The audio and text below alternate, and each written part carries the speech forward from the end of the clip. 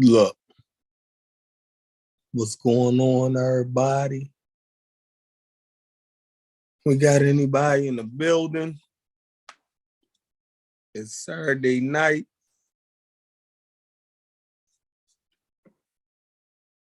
With PK, with the pseudo killers. We definitely live. Jody. Look. Kent. Unc and Vance.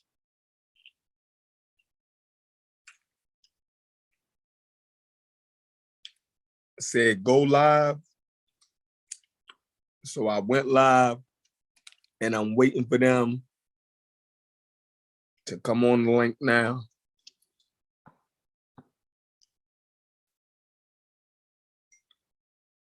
I feel like they set me up.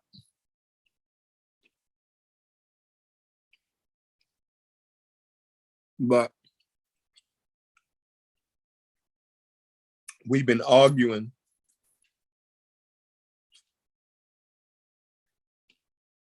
all week about Egypt.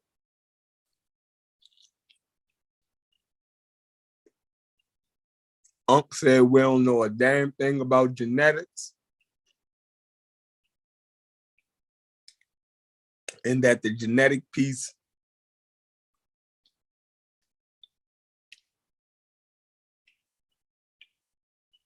to the argument of who the ancient Egyptians was, he's been telling us we don't understand. That genetics cannot tell you who you are or who a people is or was. Basically, our DNA tests are fucking lies.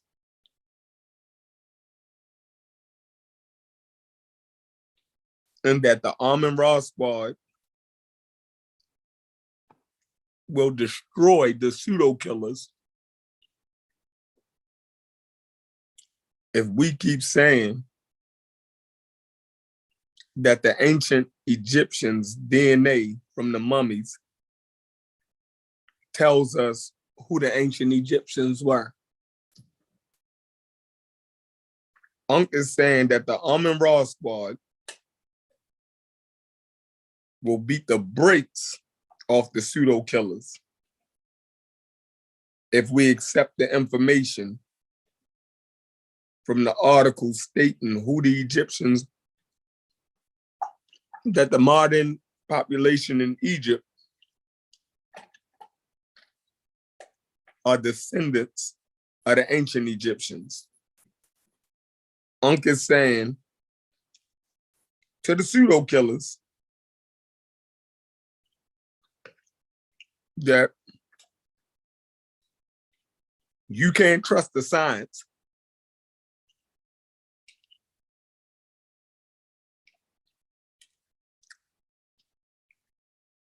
when it comes to the DNA of the ancient Egyptians. So I'm waiting for him to hit the link so he can explain to everybody why in every case he claims that science, that we should trust the science. But in the case of the ancient Egyptians,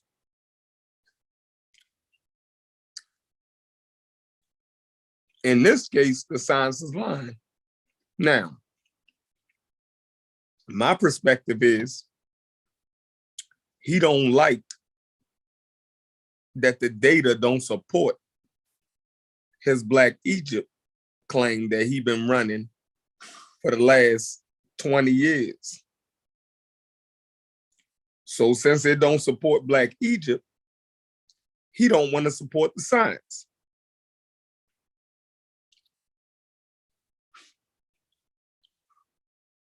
Brother Unc, I'm gonna say this.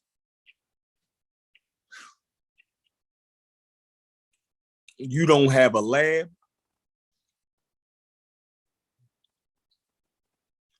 You don't have a degree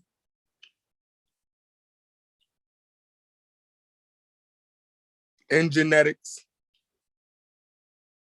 So whatever the science says on that subject, you have to go with it until you can falsify whether the geneticists that took the core samples of the DNA from the mummies is telling the truth or not. Like any other subject, you are at the mercy of the experts. So the only thing the pseudo killers is looking at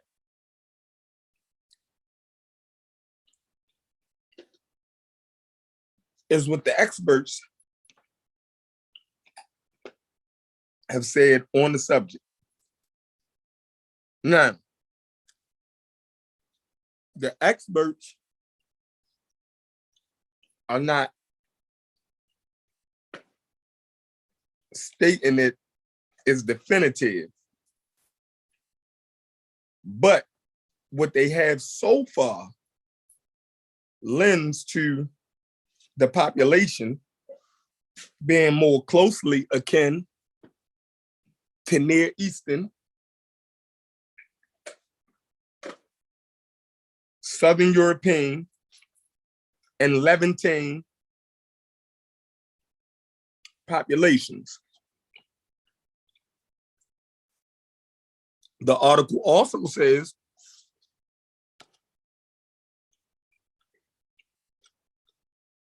that there will be more admixture in populations that are closer to Nubia because of admixture. That's it. You got my man Kent in the building.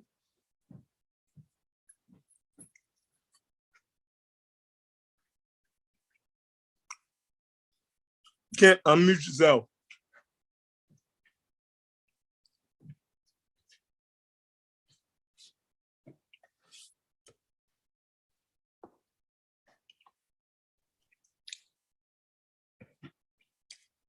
You muted out, buddy.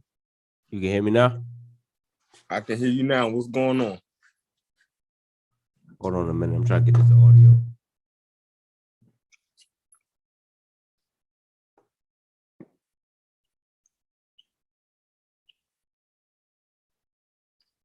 Yo. Yo. All right, yeah, I can hear you now. You live already? Yep. God damn. Ain't giving nigga no time to goddamn. Y'all said hit the button. Shit, what y'all want to talk about, man? What's up? We just live.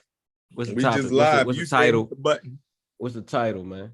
The title is Late Night with Pseudo Killers. All right. I start talking about our disagreement.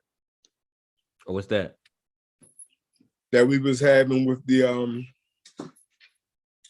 DNA of the ancient Egyptians. Oh yeah, you can't use that. You gotta fall. You gotta stand back. Stand down. No, you gotta stand down. No, you gotta stand down, man. Trust me.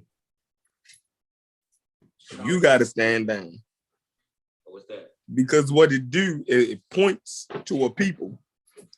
Yeah, but you don't got enough representation to you know what I mean? You can't go off the DNA and think you got something. That's crazy as shit.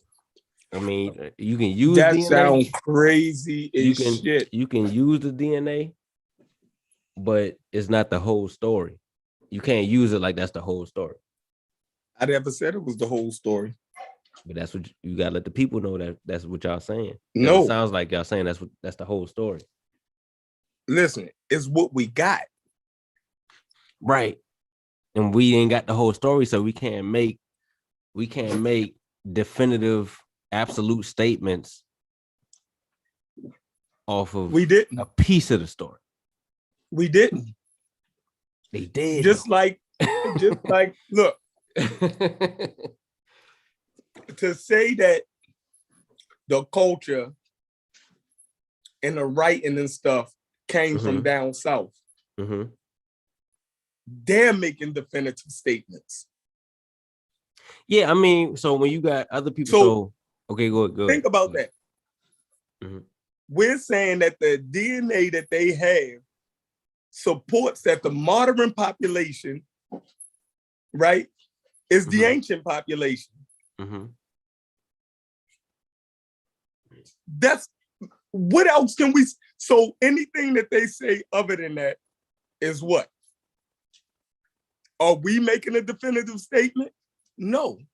We saying, well, what the evidence that they have, it supports the Near Eastern, right, the Levantine and Southern European.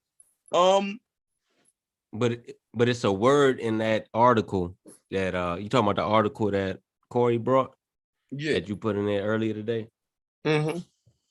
It's a word in there that you got to pay attention to, and that the word is limitations. Right. So when you look at, when it says it's limitations, that's why I feel like Unc is trying to tell y'all, like, all right, that's a stop sign. Don't go past that. All right, what y'all got is cool, but don't try to make it more than what it is. On both sides, you know what I'm saying? On the black side too. You know what I'm saying? The people that's trying to make it all black, they got to stop at the stop sign too. They can't go and say, oh, it's all black. But to the people that's saying it was no black and was nothing, they got to stop too. So that's why I think it's like, go ahead. Can't, but it's already, we have other articles that Unc and them agrees with that supports it. Listen, the other articles that Unc and them agrees with, it says that the Egyptians was neither black nor white. Right. All right. So do you get it? I get it. The people in the Middle East, are they black or white? They're neither. You can't even put a race in it. Listen. This is before. Go ahead. What you know is black or white. Right. They saying the Egyptians is neither black nor white. They saying that you can't even use the word, you can't even use race. That's retarded. It's not. That is retarded. They're saying, that's like saying, are the Americans black or white? You can't even, it don't sound right? Like, what sense would that make? It's one of them type of things, you know what I'm saying? It's a if we want to use race, it's multiracial, it's multicultural. You feel me?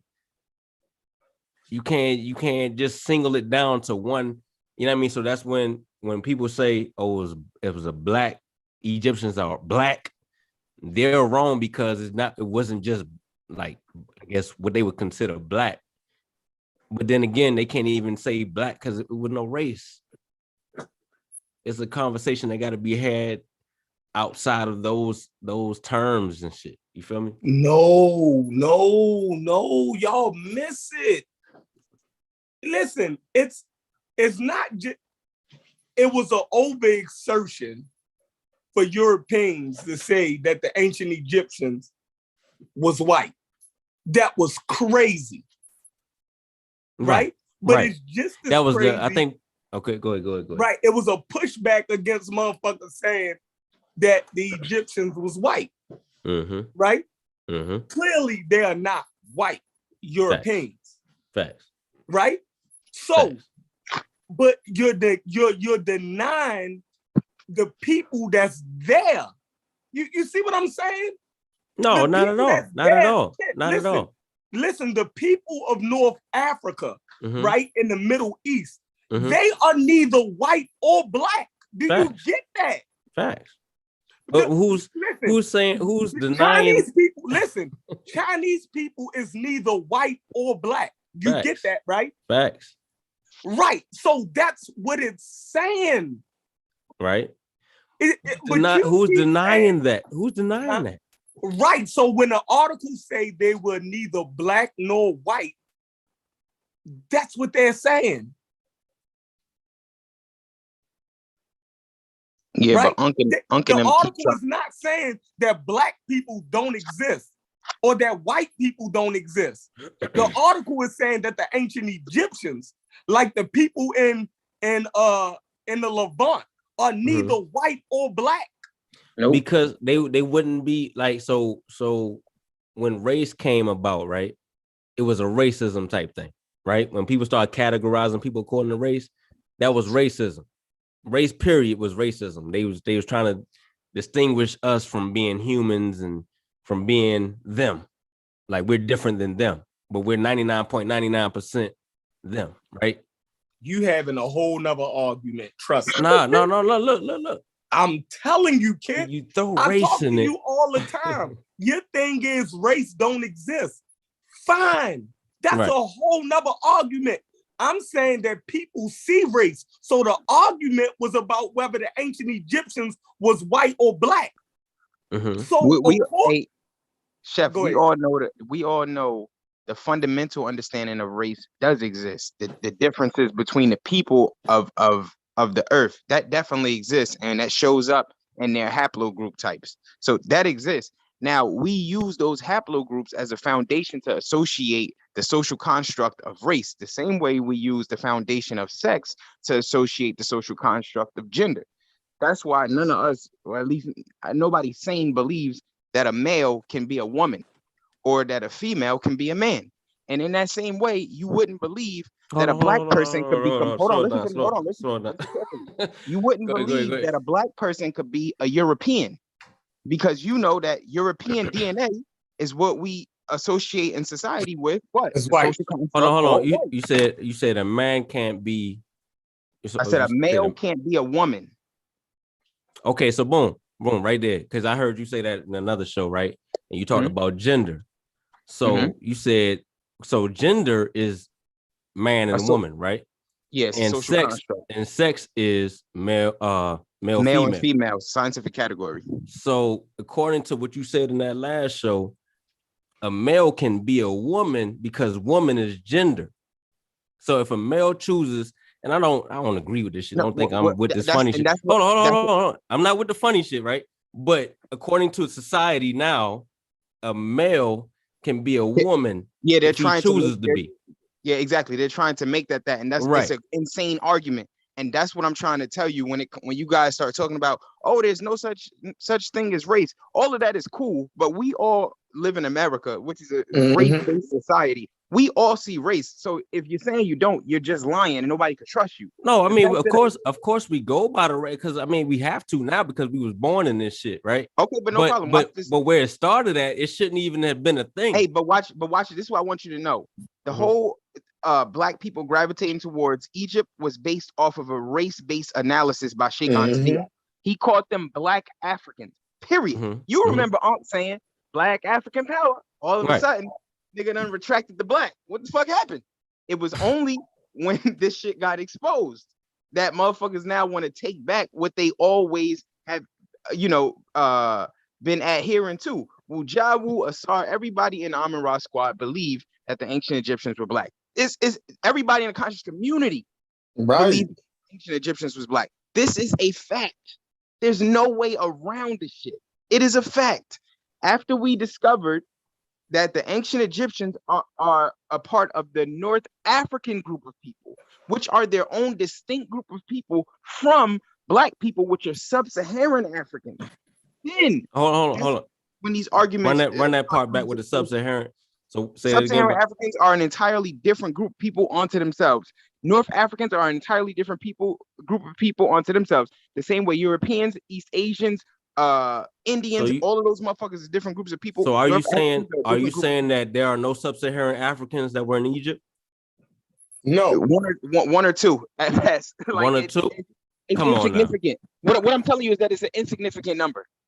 Just like in Japan today, less than 1% of the population isn't Japanese, and so like they have more foreigners in Japan today than Egypt would have had Sub-Saharan Africans today. And you wouldn't look at Japan and think it's a diverse society. Egypt was not no fucking diverse society. It was a North African society. Period. Oh, hold on. You said Egypt was a North African society. So in other words, it was a North African culture, Mediterranean culture. That's what you're saying?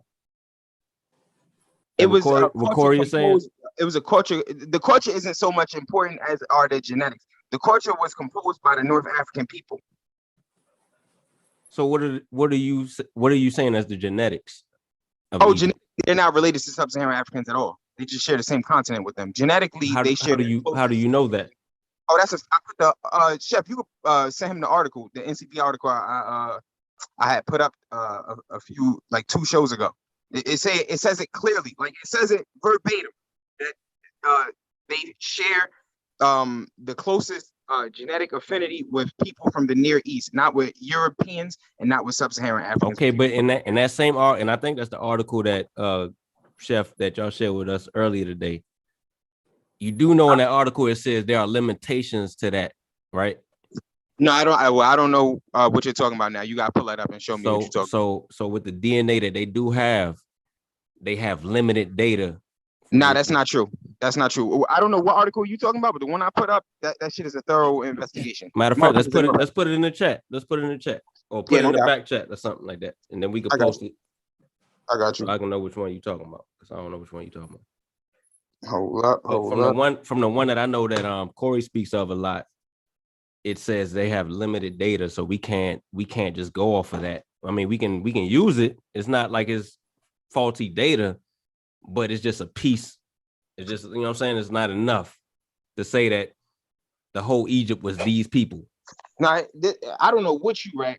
The NCP article I put up, it is a thorough investigation, and it tells you flat the fuck out that the North Africans are most genetically related to Near Easterners. Hold on, let me go. I gotta find that text message I had with Unc, because that give me the date, and then I could go pull it up in my email. But the only reason, it's just like religion. People don't want to let shit go that they've been clinging on to for so long. I mean, I don't even see it like that though. You know what I mean? Like, I feel bro. like, to be honest with you, I can't really cling to that shit. When I talk to him, when I talk to him, he ain't clinging to that shit. Like, if anything, he going against a lot of shit that you know what I'm saying, his old comrades used to go with. Bro, so I don't see him. I don't see him holding on to nothing just because, you know what I mean? Like for real. I mean, y'all might get something different from it, but yeah, definitely. I was about to say maybe that's the way you interpreting it, but facts.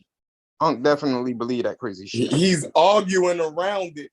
Yeah, they taking you in a circle. I don't want to, like I keep telling you. It do make sense. Let me show you right here. Like, nigga, you agree with me. Damn, where the fuck is that shit at? Matter of fact, you can put it on the screen or something like that. If you can share it. July 4th, 2021.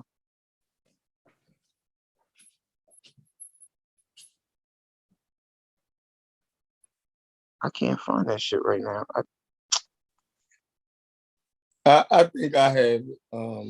Yeah, you probably do got it, because remember last time I had sent it to you to put on the screen. Let me see. It's the NC something. NCBI article.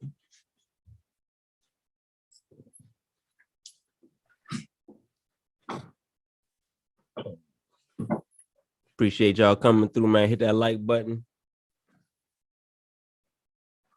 Subscribe to the channel, man. We growing every day. Glad to have Double X back in the building. Sure.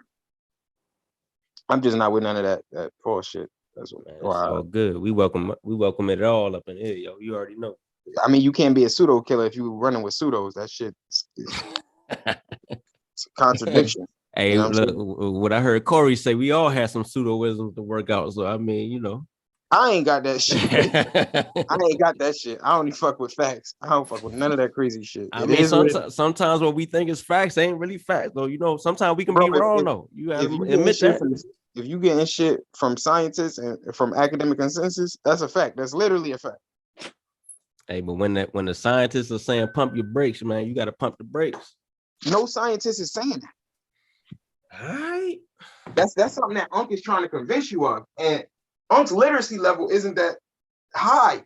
And Yo, because but of that, hold on. The article literally says there were limitations. Some articles say that you I don't know can't. I don't know what article you're talking about, but the article I put up, there was no limitations in that. It clearly told you what the fuck the shit was. Okay. Clearly. I'm trying to find the fucking article.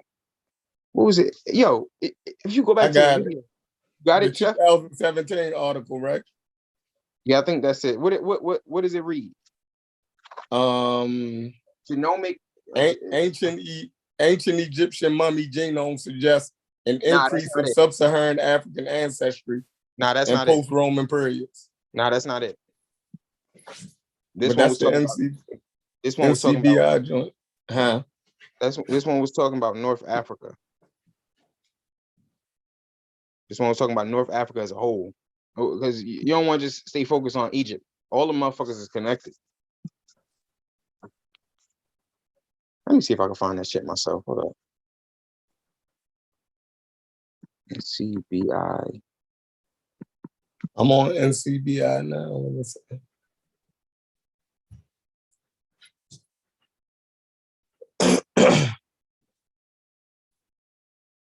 Yeah, appreciate it, Teddy. User mod Ross Sneferu, I think I pronounced it right. Man, yeah, everybody that's listening, man, make sure y'all go to if y'all on Facebook, go to the Pseudo Killers group page, man, and join in, man. We be on there getting it in too. You know what I'm saying? It ain't no discrimination, man. Bring whatever you got. If somebody challenge you on what you put in there, just know that's what it's like in there. Hey, Kent, you need to chill on Dick Gregory, yo. Yo, Dick Gregory. Yo, I hate that. I ain't gonna say I hate him. I don't hate him. I just don't like what he did near the end of his life, man. Like Dick Gregory was lying his ass off, yo. He had niggas thinking like Martin Luther King assassination, Jesse Jackson had something to do with it. And, like, come on, man. And people really was believing that, yo. Hey, like, look though, kid. Oh, go ahead. My bad. If you think that's crazy, to think that the ancient Egyptians or North Africans are in a population of people that back migrated to Africa, that's fucking crazy. No, they accept that, but they trying to say that the people in the South or in the Sudan actually was the real Egyptians and gave the Egyptians all of the stuff that they had, and it's crazy. That's crazy. That's not what academia says. Right. See, I'm not even making that claim because I'm still learning about it. You know what I'm saying? But go ahead. I'm not saying that's wrong or right. I'm just saying that right there. But go ahead. What you were saying? Hold on. Man, I want that fucking article, bro. Where the fuck did I put that shit? Chef, back to Dick Gregory while he looking for that though. Like, I just feel like, you know what I'm saying, the man put a lot of confusion in the Black community, and I can't celebrate him because of that. You know what I mean? I don't mean to disrespect him. I ain't trying to disrespect nobody dead. I might have sounded like that in the Facebook group, but I mean, truth is truth, yo. He was foul, yo. That's like me going out here and telling everybody you had something to do with Malcolm X getting killed or something. You know what I mean? Like, and have everybody looking at you crazy. Mm-hmm. You know what I mean? Then telling you everybody that got killed, I talked to them last before they got killed, and I told them to watch out. Everybody now, how you talk to everybody before they got assassinated or killed? Like, that's crazy. Nuts. 3703. Yeah, he was definitely out of his mind at the end. Yeah, I mean, and it might have been old age. If it was old age, then you know. No, I mean? They deliberate lies. He might have been old, but he was on a health kick, so I don't understand how he was crazy if he was with the Dr. Sebi shit. You feel me? Yeah, they was deliberate lies. I know Them when a niggas motherfucker lying. yeah, I don't respect that, man. Like, come on, bro. Nah, you ain't about to go out lying, dog, and we gonna just give you the Medal of Honor and shit after that. Nah, fuck that. Yeah, he definitely And Haskell said this bet not be them 3 mummies from Roman period that they found in North it's Egypt. definitely them 3 mummies. And I read that article y'all talking about. That's not what I'm looking for. But even that article tells you from the evidence that they have that the motherfuckers wasn't sub-Saharan Africans. That article only tells you that it would need more bodies to examine in Right. southern Egypt in order to get an understanding of what Right. the genetic profile down there was. Right. So you understand. But- So you understand that then they don't have enough information yet. No. I need you to understand that. But look, my man, what's my man name that was with Ngozi the other week? He had put up some shit where the niggas was composed of like 66% North African DNA and then 33% Sub-Saharan African DNA over in Morocco at like 30,000 years ago, some shit like that. That article said the same thing.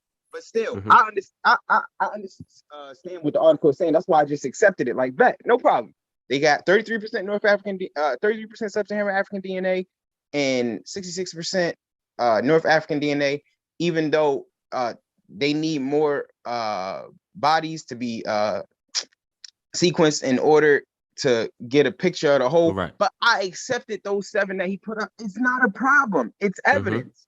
You can only go by evidence until you have something to the contrary. So I had no problem. If people from that area were composed of a third of their DNA being Sub-Saharan African, I don't have a fucking problem with that.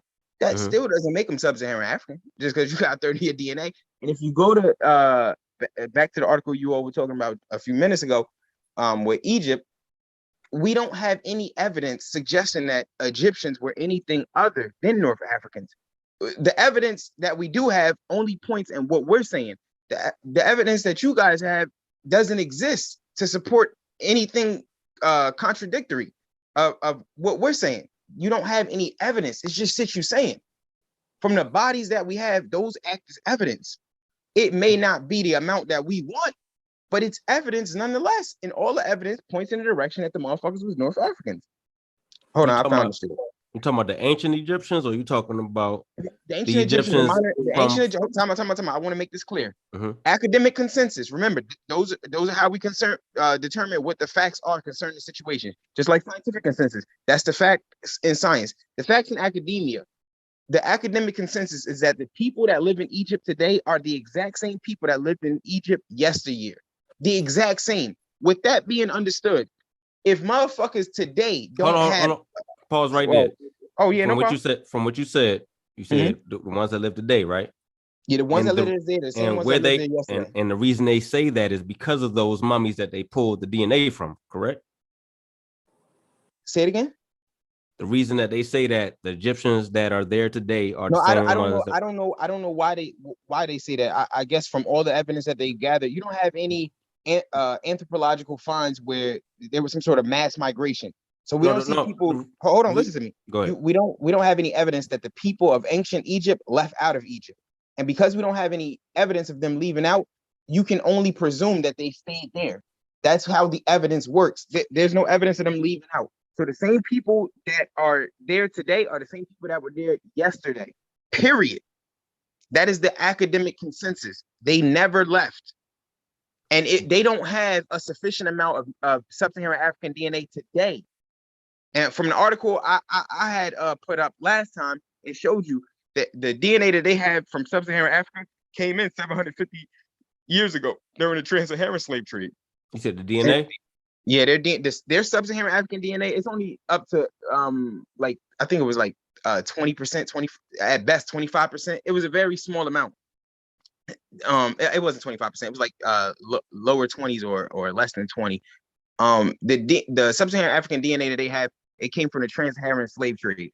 And from the mummies, when they compared the mummies to the modern population, that's when they explain to you that the ancient Egyptians today have more Sub-Saharan African DNA than the Egyptians today have more Sub-Saharan African DNA than the Egyptians yesterday from the mummy DNA. But look, in the same breath of them saying that, they say we don't have enough information to know what all of the population was. We just have these mummies. I want you to stop right there. If the modern population, listen to this clearly, Ken.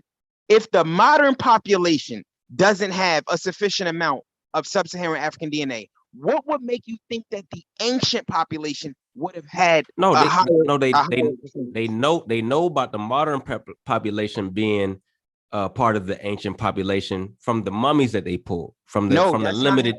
That's not how they don't use that one line of evidence in order to be like, oh, these are the same people. Yeah, it's interdisciplinary. That's not how it works. They use a bunch of different methods. Yeah, of course. To come to that conclusion that these people are the same people as yesterday. What I'm asking you is this. But with the interdisciplinary, go ahead. Listen to this. Why is it that the ancient that the modern people, the modern population of Egypt has more sub-Saharan African DNA? Or what? Answer this one for me. Why is it that the modern population of Egypt only has 20% or less sub-Saharan African DNA? I don't know that answer. Okay, now if it's the same population as before, and they show you that, based off of the comparison with the mummies, there seems to have been an increase in sub-Saharan African DNA, which they trace back to the trans-Saharan slave trade. If there's been an increase and we go back in time, obviously there's going to be a decrease. I don't know how that shit don't make sense. Okay, so from what I understand, right? Like I said, I'm not a Egyptologist. I don't study this shit on a regular, and I'm actually just getting interested into it. They've been talking about this shit for the last 2 years, and I've been kind of brushing it off, but I'm starting to look into it, right? From what I understand is they don't have the representation. No, that's not true, bro. That's something that this is straight off the sources, bro. I don't think you guys are interpreting it correctly what those individuals are actually saying. This is what they're saying, though. They're saying that they don't have representation from the other indigenous populations that resided in Egypt to even give you know what I'm saying? They don't have the DNA samples to even say whether or not other populations were in Egypt. Well, okay, let me ask you this: what would make you think that there were other a higher percentage of sub-Saharan African DNA in the ancient Egyptians if the modern population doesn't possess it? You said what makes me say that? Yeah, if the modern population doesn't possess that much sub-Saharan African DNA, what would make you think that the ancient ones would have possessed it? Because that's what the sources say. The source doesn't say anything I just asked you. Listen to what I just asked you. If the modern population doesn't have a significant amount of sub-Saharan African DNA, what would make you believe that the ancient one would have it? They would have had to have left out for the percentage of sub-Saharan African DNA to become diluted to nothing. There's no anthropological evidence that the Egyptians ever left out. So my question is to you, what makes you believe that the ancient Egyptians possess more sub-Saharan African DNA than the modern population that possesses an insignificant amount? What would make you believe something like that? Or even question that? What would make you not believe it? There's no evidence. That's what will make you not believe. What will make you not believe in unicorns? There's no evidence. It's like very simple. You take it to the unicorns, but the thing is right? I'm trying to give you an analogous understanding, bro. You got to compare shit. If I would say to you, maybe the unicorns did it, you would be like, where the evidence is at?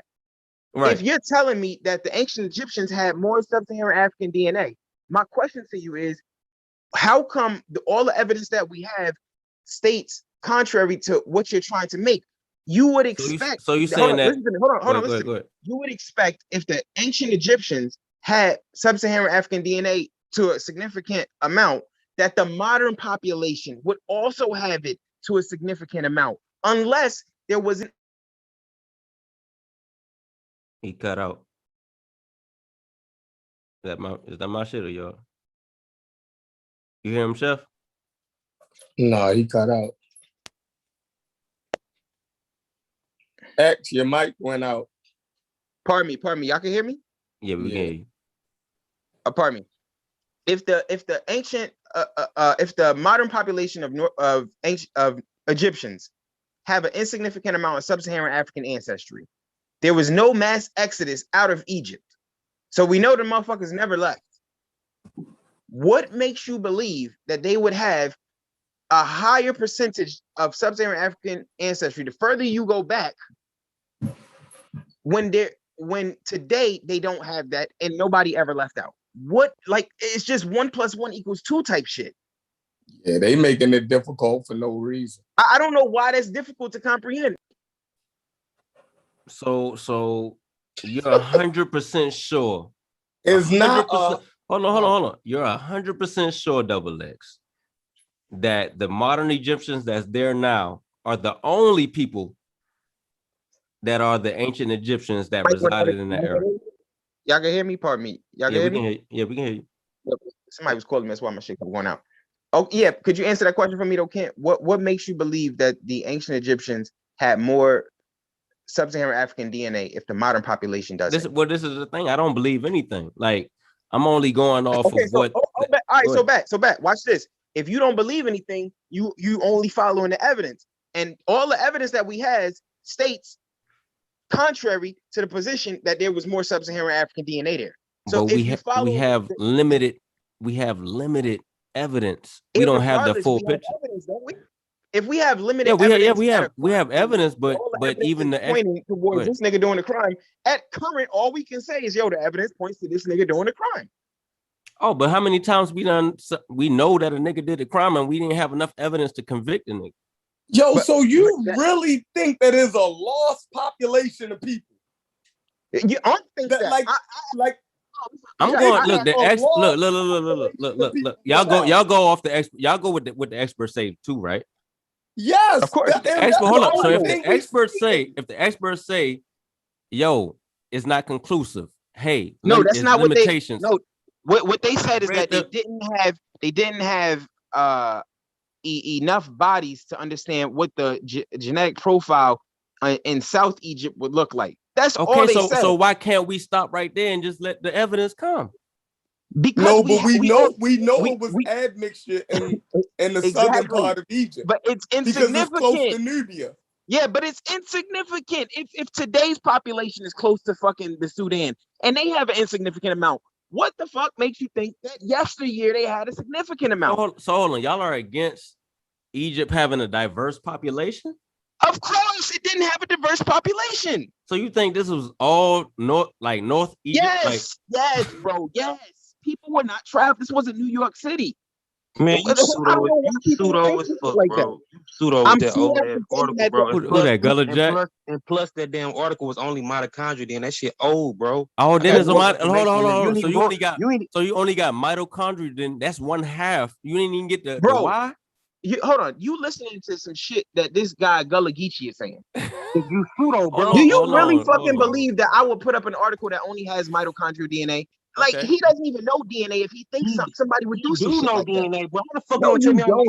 I went to school for anthropology, bro. You can't tell me I'm not DNA. Neither mitochondrial DNA markers nor Y chromosome. Yo, hold on. We ain't got to disrespect. We gonna keep it all classy. We gonna keep everything classy. I'm talking to Gullah. We ain't got to call him a bitch and all that shit. Like, we gonna keep it classy. No, that's how they talk when they get a moment. Nah, everything good though. We passed that. All right, go ahead, Gullah. No, we can continue on. I'm not getting disrespectful. Your Y marker, the Y chromosome marker in the mtDNA chromosome marker, it's insignificant. It doesn't mean any fucking thing. It's your autosomal DNA that defines you. When you take a DNA test, I don't give a fuck where your Y marker come back from. I don't give a fuck where your mtDNA marker come back from, because that's never going to tell you who you are. That just tells you where that marker originated. That's it. It's insignificant. It means nothing. What you are the percentages of the various haplogroups and those subgroups within that make you up, period. That's how that works. So I wouldn't put up no source that only shows an mtDNA marker. Who does shit like that? Even if you go to history of North Africa on Wikipedia, it has. What about this source though? What's this? Genome Biology, 2018. You put it up on the screen? It's rare. You never look at the screen, bro. I be posting up bullets. You never Okay, look at the fucking screen. hold on, Gullah. I want to ask you a question. What is this saying to us? The people of the last greens have revealed by high coverage sequencing of trans-Saharan patrilineages. Okay, what are you trying to say to us? But the paternal lineages is proving other shit too. It's confirming other What is it? studies too, What bro. is it proving? Look what it's saying, bro. Are you reading this? Read it. You read it, so you explain it to me. What it's saying? Okay, look. Hold on. Let me get down right here. Because you keep saying that only these sub-Saharan Africa was only up north doing the transatlantic trade, the trans-Saharan slave trade. That's not true, bro. I said what? He never said. Last time he said the only reason why them black people was up there or even came up there is doing slavery. I said that the DNA that North Africans have today is from Sub-Saharan Africa is of a recent admixture.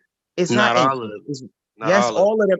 Bro, no, the article that I read from NCP, I already told you this. That's 2017, bro. That article is not the end this all is, be all, yo, bro. See, and watch, hold on. Up that one little punk ass article. Hey, watch that ain't this. Shit, bro. We got hella articles. Hey, what time period is this article talking about? That's over 10,000 years ago. What time period is this article talking about? The Green Sahara. Read in context. The Green Sahara. When was the Green Sahara? 10,000 years ago. When was Gullah Geechee? When was the Green Sahara? From 8,000 BC to 6,000 BC.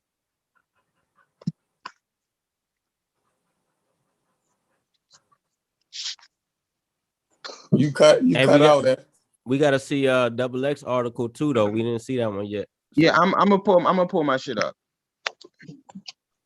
I really want to read that one. Hold on, we ain't gonna read the article. What happened? Hold on, read. I want put your article back on the screen because I want to put that on the screen and put it in the chat because I want to read that on my own time anyway. Dropping in the chat, yo. Where Gullah Geechee went at? Hey, Gullah, they saying to turn your. Oh, he done dipped. Genomic ancestry of North Africans. He must have lost connection or something.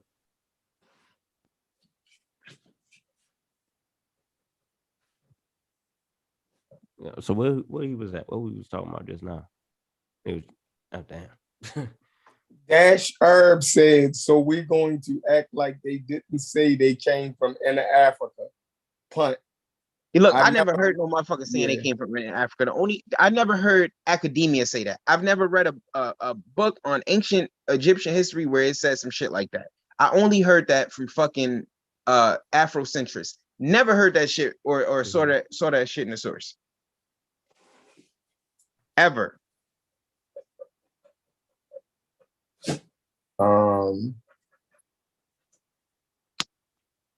So I don't think nobody disagrees with with the Egyptians that are there today. I mean, I'm not gonna say nobody. I'm gonna say I don't disagree that the Egyptians that are there today was there in ancient times. You say you don't agree with that? I don't disagree with that.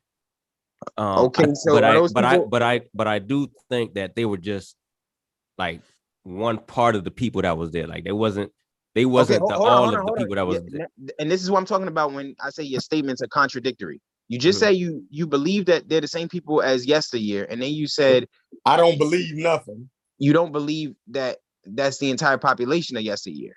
But no, he said I don't believe nothing.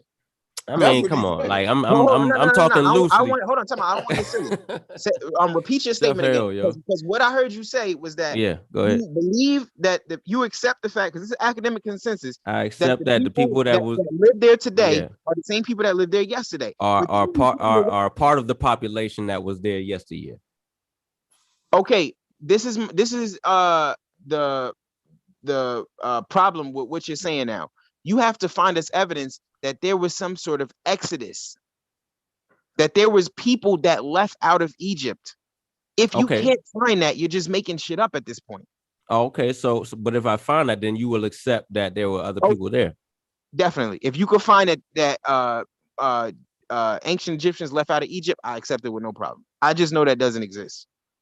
And if they find evidence that other people were there, you accept that too, right? Exactly. I Okay. always accept evidence. Okay. But however, I do want you to understand there is no evidence. There is none. I don't know what you want. We can only follow evidence. That's how science works. No, Only follow evidence. they want to hold us up.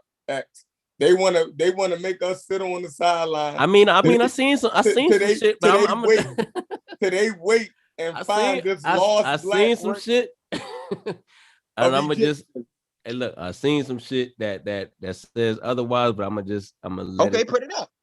Nah, I'm good. I'm good. I'm gonna let it come out whenever. You know what I mean? Faking at that point. Hey, I'll pump fake. You saying you saw some shit, and then you turn around and saying I can't put it up. I ain't know we was debating this tonight, but I saw some shit. Listen. and see, that's the thing with us.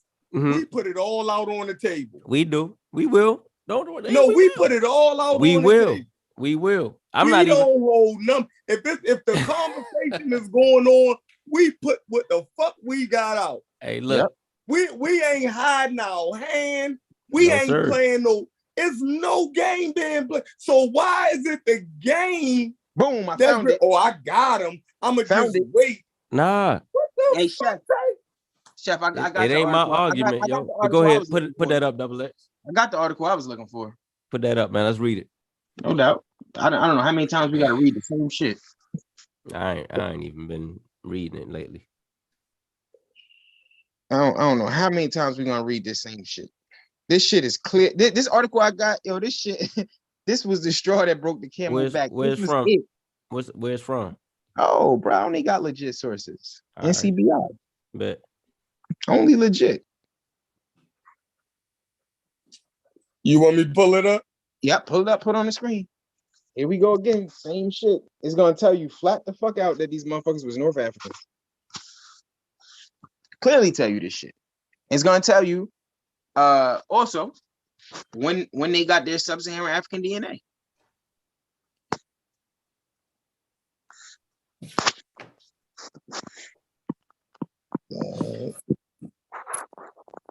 So we gonna skip down to the conclusion, or we gonna read this whole shit? Yeah, you can skip down to the conclusion. That doesn't. I mean, if you look, nothing in this article is gonna make you think that these motherfuckers was black or Sub-Saharan Africans. Nothing.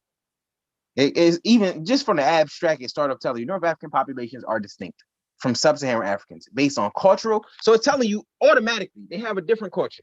Linguistic, they got a different fucking language. And phenotypic, they got a different look. It's telling you that from the fucking rip. But you can scroll down to the results because none of this shit really matters. Even if you keep reading inside of the abstract, it's gonna tell you where is that? It's this ancestry is likely derived from back to Africa gene flow more than 12,000 years ago, prior to the Holocene. You want to read the abstract? I'll read the abstract real quick because I just want to go down to the results. The results are all that matters. But abstract. You see the screen, kid? Yeah, I'm reading it on my computer. But go ahead. All right, I'm gonna read the abstract. So it says North African populations are distinct from Sub-Saharan Africans based on cultural, linguistic, and phenotypic attributes. However, the time and the extent of genetic divergence between populations north and south of the Sahara, remain poorly understood. Here, we interrogate the multi-layered history of North Africa by characterizing the effect of hypothesized migrations from the Near East, Europe, and Sub-Saharan Africa on current genetic diversity. We present dense genome-wide SMP genome typing array data, 730,000 sites, from 7 North African populations spanning from Egypt to Morocco and 1 Spanish population. So this is coming from all the way from Egypt all the way to Morocco and 1 Spanish population.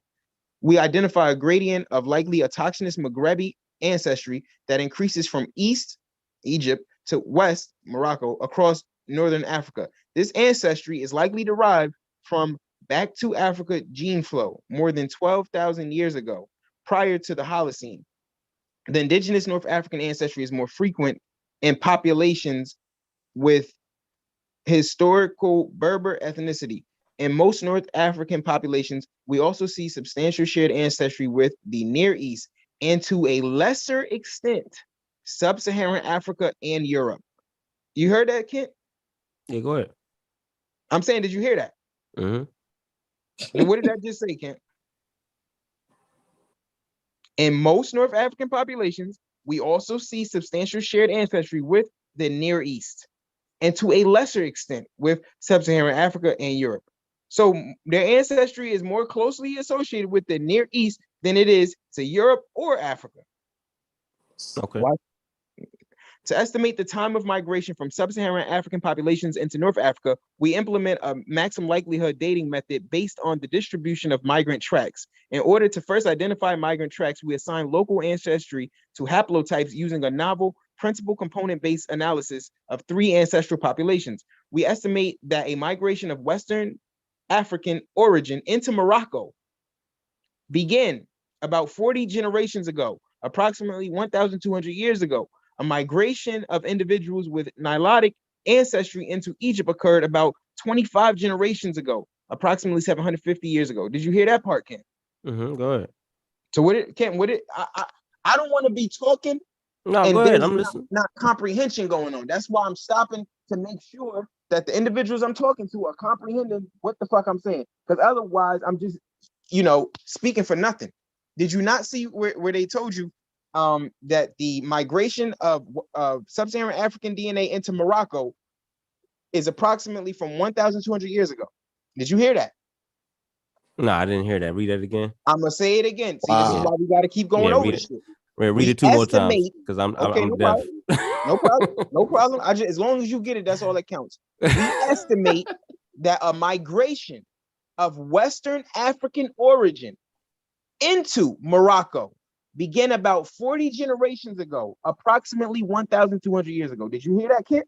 Nah, read it again. I didn't hear that one. No problem. We estimate that a migration of Western African origin into Morocco began about 40 generations ago, approximately 1,200 years ago. Do you understand that, Ken? You said about 30 generations ago and approximately 1,100 years ago? Come on, Ken. Let's stop playing games and let's be serious. I mean, you want to repeat yourself. I'm just letting Yeah, you but I do want your to make thing. sure that you're getting it. That's why I'm repeating myself. Do you understand it? Nah, do it again. Read it again. Ken, keep it G. Do you understand it, bro? Are we just going to play games? We're going to play games. Read it again. So if we going to play games, what's the point in all of this? Because you want to repeat yourself, obviously. So you want to hear I yourself told you talk. I'm repeating just myself read to the make shit sure again. that you're grasping what I'm saying. I'm repeating myself to make sure you grasping what I'm saying because I don't want but you ain't got to do that with me. Just read the shit, dog.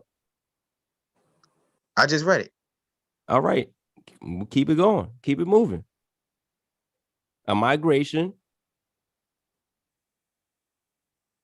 I read that already. Of individuals. I read that already, Ken. Oh, but you had started over and shit, so I wanted you to keep on going from where you left off last. I asked you, did you see the part where they explained the origin of Sub-Saharan African DNA in Morocco and the origin of Sub-Saharan African DNA in Egypt? Those 2 passages right there tell you when it was 750 years ago in Egypt. That's when the Sub-Saharan African DNA was introduced. And 1,200 years ago in Morocco, that's when the Sub-Saharan African DNA was introduced there. Mm-hmm. So those people were not Sub-Saharan Africans. Sub-Saharan African DNA is an admixture that was introduced during the trans-Saharan slave trade. So you're saying Sub-Saharan Africans were only there when they were traded as slaves around that time? That's what the DNA is saying. Yeah, that's what the DNA is telling you. Time period. This is when the admixture occurred. It didn't occur in ancient Egyptian time. No. So y'all gotta throw that part away. Y'all can't keep saying we don't have no evidence showing that there was admixture occurring in ancient Egyptian time. Absolutely none. We don't. You get the evidence for me, and I'll change my position. Oh, okay. I mean, I respect that. I at least respect that part of it. That's how I am with anything. You get the evidence. If you bring evidence to me that there's a nigga in the sky named God, I'll become a theist. I respect it.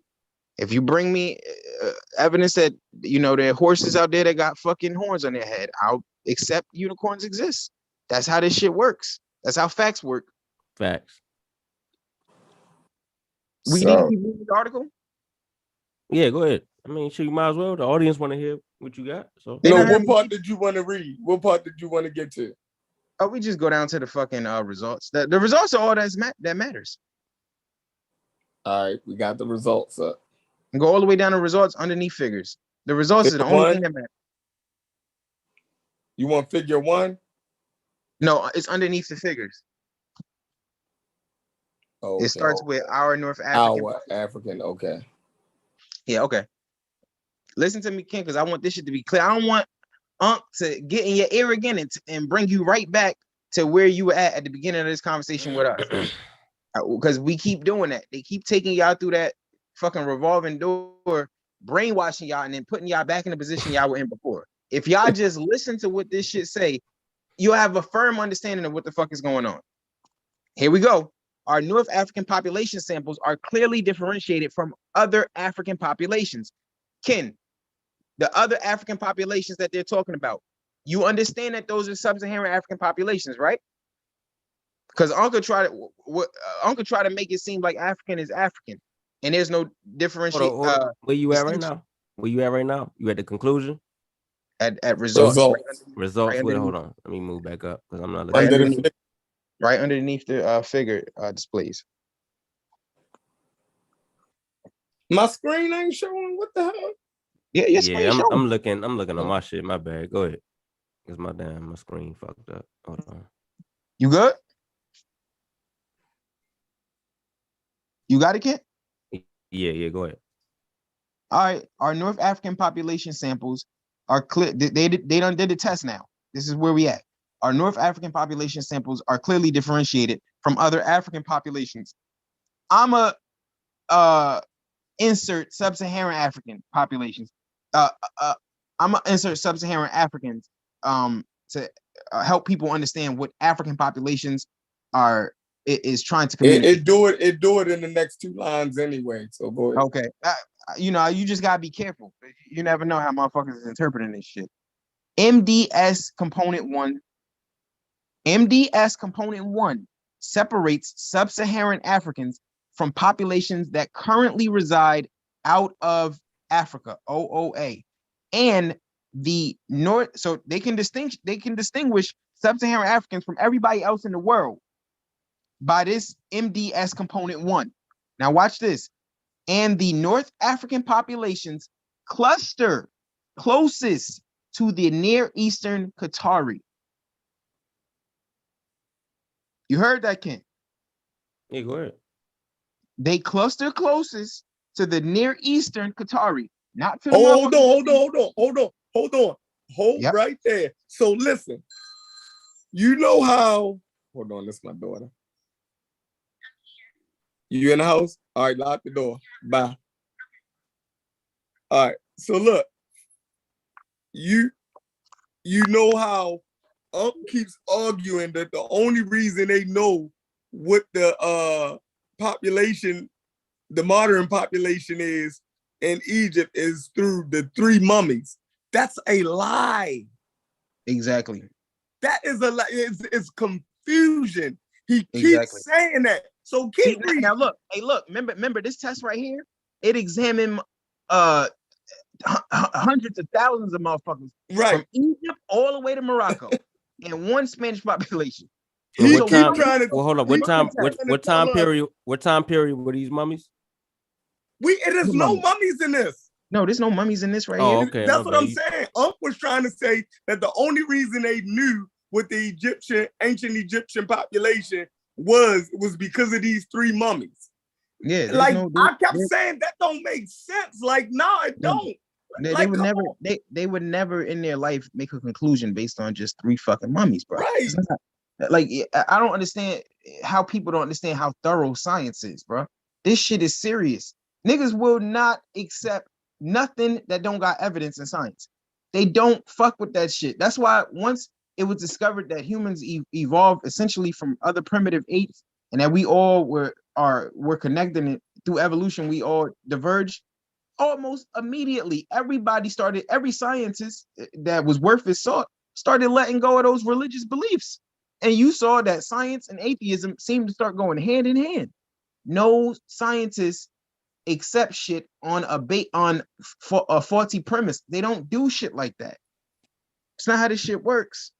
But it clearly shows you in this article, the North African populations cluster closest to the Near Eastern Qatari. They are an outer Africa group They are not an African group. They just live in fucking Africa. I don't know how people don't understand that. It tells you right here, MDS component 1 separates sub-Saharan Africans from populations that currently reside out of Africa. So that's every other human population in the world besides sub-Saharan Africans. That MDS component 1, it separates them. That's how you know this is not a sub-Saharan African. Or this is a sub-Saharan African. If they possess that. The North African population. So, hello?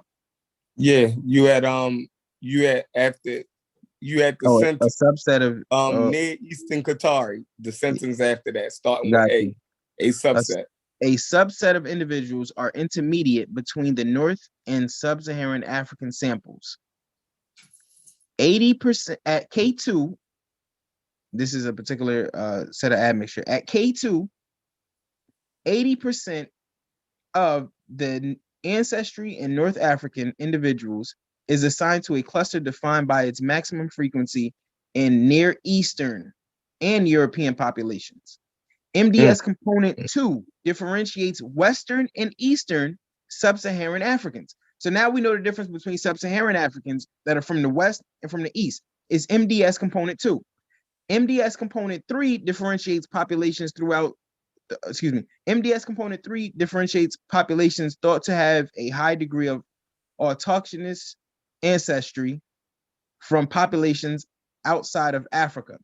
Interestingly, the MDS component 3 appears to be largely independent of the amount of sub-Saharan African ancestry, and North Africans are dispersed along the MDS component 3 axis, with the Tunisian Berbers occupying the extreme end of this gradient. So the Berbers, I guess, got more of that MDS component 3. I don't really need to read no more of this shit right here. Amputated African ancestry decreasing in frequency, Western Sahara. We refer to North African ancestry component throughout the remaining paper. Well, the next paragraph talks about Egypt a little bit. I read it. It says a gradient also appears in the higher K ancestral population plots of the admixture analysis, assuming 4 or more ancestral populations, K4 through 10. There is a cline of punitive autochthonous North African ancestry decreasing in frequency from Western Sahara eastward to Egypt. We reflecting the primary geographic distribution. No, we refer. Where I'm at. We refer to this. Oh, pardon me. To this North African ancestry. No, we're reflecting. We're reflecting. We refer to this North African ancestral component as the Maghrebi throughout the remainder of the paper, reflecting the primary geographic distribution. I think you had skipped a line or some shit. I probably did. Hold on. Yeah, start from we refer. Hold on. Okay, we refer to this North African ancestral component as the Maghrebi throughout the remainder of the paper, reflecting the primary geographic distribution of this ancestry in the Maghrebi, Western Sahara, Morocco, Algeria, and Tunisia. The west to east decline in Maghrebi assignment is only interrupted by the Tunisian Berbers, who are assigned nearly 100% Maghrebi ancestry. The Tunisian Berbers further separate as a distinct population cluster at K8. An opposite cline of ancestry appears to originate in the Near East, the Qatari Arabs, and decreases into Egypt and westward across North Africa. My God, look at that right there. Go to the next line. The Bantu with the back. Now watch this at the next line. At K6 through 8, all North African populations except Tunisians have sub-Saharan African ancestry. Why am I making that point important? Remember, because we know when those populations. Hold on, watch this though. We just read that the Tunisian Berbers they have almost 100% Maghrebi ancestry, almost 100%, right? And if I'm not mistaken, the Maghrebi ancestry, that was that indigenous North African ancestry, that autochthonous North African ancestry. Mm-hmm.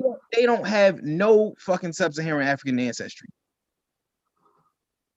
They shit is just 100% indigenous, and it's completely separate. Mm-hmm. What more do we need, bro? This article is fucking crazy. Although they say all North African populations, except for Tunisians, have Sub-Saharan ancestry. Ancestry, Yes. But when you But y'all go up, said we it read. wasn't. No, We read when they got it. I knew he wouldn't understand that shit. I knew it. y'all just said it wasn't. No, Bro. we read they got it in Morocco. It came in at 1,200 years ago. And in Egypt, it came in 700. So y'all saying these are the slave niggas that they talking about? Man, no, you don't even gotta go to that point. Hey, chef, it's no problem. Just accept that. Yes, it's from the slaves. Oh, that's okay. That's what I thought y'all was saying. Okay, go ahead. No problem. It comes from slaves. That's how they got their African ancestry. But All right. what's it? Go ahead. Let me go back up to the top real quick. K ancestral population plots. Assuming 4 or more. Okay, let me go back right here. Though this ancestry varies between. And I want to go back up because I wanted to get the terms that they're using. I'm gonna go a bit far up. I'm gonna start back at the top right underneath the figures. Our North African population samples are clearly differentiated from other African populations, and then it shows you the figures that you can look at for reference. MDS component 1 separates Sub-Saharan Africans from populations that currently reside out of Africa, OOA, and the North African population closest to the Near Eastern Qatari. So MDS component 1, it separates Sub-Saharan Africans from all other humans in the world. A subset of individuals are intermediate between the North and Sub-Saharan African samples. And then it shows you the reference for figure S2. At K2 admixture, 80% of the ancestry in North African individuals is assigned to a cluster defined by its maximum frequency in Near Eastern and European populations. You can look at that in figure 1. MDS component 2 differentiates Western from Eastern Sub-Saharan Africans. So Sub-Saharan Africans in the West and in the East are differentiated by the MDS component 2. MDS component 3 differentiates populations thought to have a high degree of autochthonous, that means indigenous, ancestry, i.e., that is Tunisian Berbers and Sahrawi, from populations outside of that indigenous ancestral marker, MDS component 3.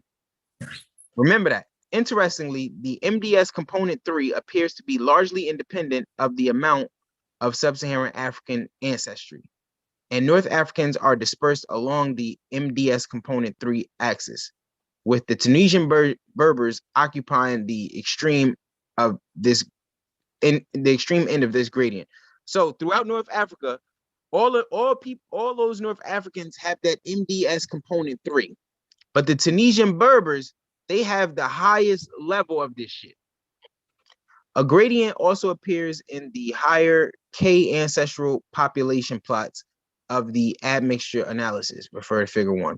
Assuming 4 or more ancestral populations, K4 through 10, figure S1, there is a decline of putative autochthonous North African ancestry, decreasing in frequency from Western Sahara eastward to Egypt. We refer to this North African ancestral component as the Maghrebi throughout the remainder of the paper, reflecting the primary geographic distribution of this ancestry in the Maghreb, West Sahara, Morocco, Algeria, and Tunisia. The west to east decline in Maghrebi. I'm tired of reading. Damn. I forgot my fucking point reading all that damn shit. Hello? Yeah. Yep. Yeah, but I just wanted to get that shit across. These motherfuckers was North Africans. They weren't Sub-Saharan Africans. There's no evidence. You said they were Say that one more time. You said they were Africans. They weren't Sub-Saharan Africans. You were North Africans, which North are, Africans. aren't actually Africans. Just like That's wild dog so. isn't actually a dog. So my question to you are you disagreeing? Are you disagreeing with the fact that there were multiple groups in Egypt? There were multiple what? Y'all back on Egypt again. There were multiple Who what? this is? Who that is? Oh, that's Baltimore. That's Black African power. Black African power. I'm looking at the Lakers. Y'all Yeah, hey, look, hey, they bum rushed me with this one, yo. I ain't know what the hell they was no, talking don't about let them. today. Hey man, listen. What happened to, No. what happened to the That's Black Baltimore African Bobby in this. Yeah, I ain't doing it. I'm not. Nope. Hey, Bobby, they bum rushed me, man. I'm Yeah, trying they don't. Why argue with? They don't understand DNA. So why argue with it? I'm not doing it. Man, really? Y'all can have it. No, you won on that, bro. Hey, Go what study up, happened with though, the Black son. African power? Ice up, son. What happened with the Black African power? Black African power still, yo. I'm an African American, yo. Black African power is right here. I thought you not into the I thought black was race, and you not into that no more. Nah. Black African power, yo. I'm a Black African power, nigga. What's a Black That ain't African? got nothing to do. What's a Black African American. African American. Oh, God. Ancestors Really? come from Africa, So yo. how come? Hold on. How come? I'm black and I'm proud. I'm black and I'm proud, nigga. That's No not problem. a scientific How come statement. Sheikh Anta Diop referred to the ancient Egyptians as Black Africans? Hey, man, look, I'm gonna finish looking at this Laker game, man. I'm gonna holler at y'all. I don't blame you. Black African power. So he gonna get on here and say that because he watched it and not had a conversation because of the sorry ass Lakers. If that ain't running, bruh, remember every time I bring that article up, what Unk do? He run. Houdini. He that run. article destroys any claim that a motherfucker could possibly have. we never got to the conclusion of the That's Yes, what I we thought you did. was gonna read. No, I just read it. I thought you was gonna get to the. You didn't read the conclusion. Yeah, I was reading the results. That's the conclusion, isn't it? Nah, the conclusion all the way down where it says our genome wide dense genotyping. All the way down. All right, let me go down. I'm thinking you talking about conclusion and differences. Okay. Discussion. I guess it's underneath discussion. Yes, underneath migration implications. Hold on. I'm trying to find this shit.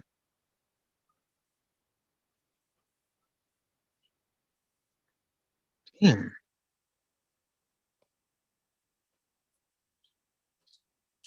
It's like near the bottom. It's underneath what? Migration implications. Migration what? Implications. Migration implication. But it says underneath conclusion. Our genome-wide dense genotyping data from 7 North African populations allow us to address outstanding questions regarding the origin and migration history of North Africa. We propose that present-day ancestry in North Africa is the result of at least 3 distinct episodes. Remember I told you they came in waves. Remember I told you once humans first left out of Africa, you had a group that came right back in. And then I told you they kept getting fucking replaced, absorbed, or they went extinct.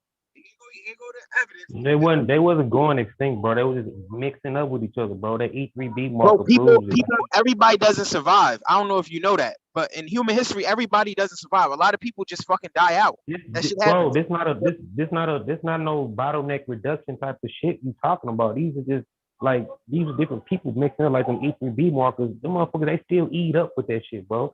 Them motherfucking males, the males just kept fucking and they children kept fucking the same women and shit, bro. Ain't nobody disappearing and shit. Let's just read this conclusion. Yeah, okay. The 2017 conclusion, okay. You said 2017 like the shit is outdated or it's been it's because it's new shit that came out, bro. It's new information, bro. Yeah, data does and DNA data does change. Hey, hold on. Before but we got something that's gonna contradict this. Yeah, if you put something up that contradicts this, we accept it and we move on. As soon as you put something up that contradicts this, we're gonna read this. All right. And I did before 3 times, but you never look at the screen. Last time I put it up when it goes with it. Gullah Geechee, please control your emotions real quick. We're gonna read this. After this, put your source up that contradicts it. Go ahead, Chef. All right. We propose that present-day ancestry in North Africa is the result of at least three distinct episodes. Ancient back to Africa gene flow prior to the Holocene. More recent gene flow from the Near East resulting in a longitudinal gradient and limited but very recent migrations from Sub-Saharan Africa. Population structure in North Africa is particularly complex. The future disease or phenotypic studies should carefully account for local demographic history. However, the rich history of gene flow can also help empower genome-wide association mapping via admixture mapping techniques. For example, the variable but relatively long haplotypes of sub-Saharan ancestry are amenable Yeah, you don't gotta keep reading that shit. We got amenable to admixture mapping approaches developed. It's just telling you about the different techniques that they developed that they can use and mapping African American samples. We got the part that we needed.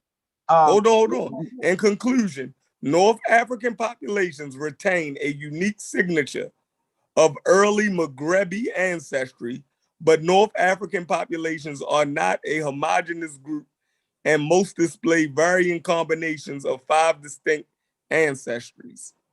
Yeah. So, what is the 5 distinct ancestries? Oh, you got the Sub-Saharan Africans. They talking about all the DNA that they got. Like we got. Oh yeah. We really got just like 2. It named them.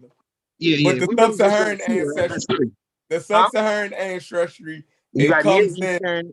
Yeah, but the Sub-Saharan it comes in Morocco at 1,200 years ago. Yep. It comes into Egypt at 750 years ago. All right, what we want is this though, Chef, because I want to get Gullah Geechee his time. Since this information is outdated, we want Gullah Geechee to put up his article that contradicts this one, because we can throw this one away if it's contradicted. And I want everybody to know, if this was contradicted, this would have been updated. This article doesn't have an update. He's bringing an entirely different article. If this article was if it had anything that had to have an addition made to it, it would have an update on this site itself, and it doesn't. But what did y'all say them 5 distinct ancestries was? The different ancestries that you got: Europe, Near Eastern, West Asian, Sub-Saharan African. I forget the other one.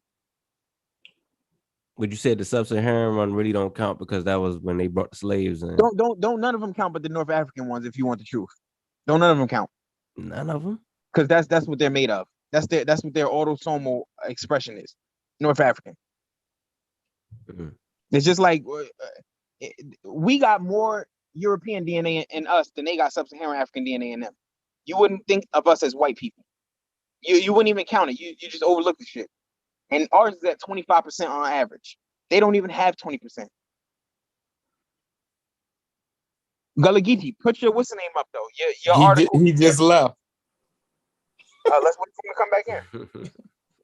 Let him put up his article that debunks. Gullah Geechee must be having some computer problems or something. You say he got some pseudo problems? No, computer problems. You crazy. Oh. The only reason any of this stuff even happens is because we got this desire to make Africa great again.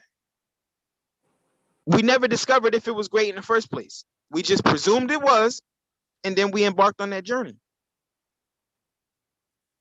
But you think it's an agenda to make Egypt black? That's what you're saying with uncles. Yeah, Sheikh Anta Diop literally was trying to counter what he thought white people's well, not even what he thought, but you had Eurocentrists, which is different from academia. You had Eurocentrists that were trying to make Egypt white.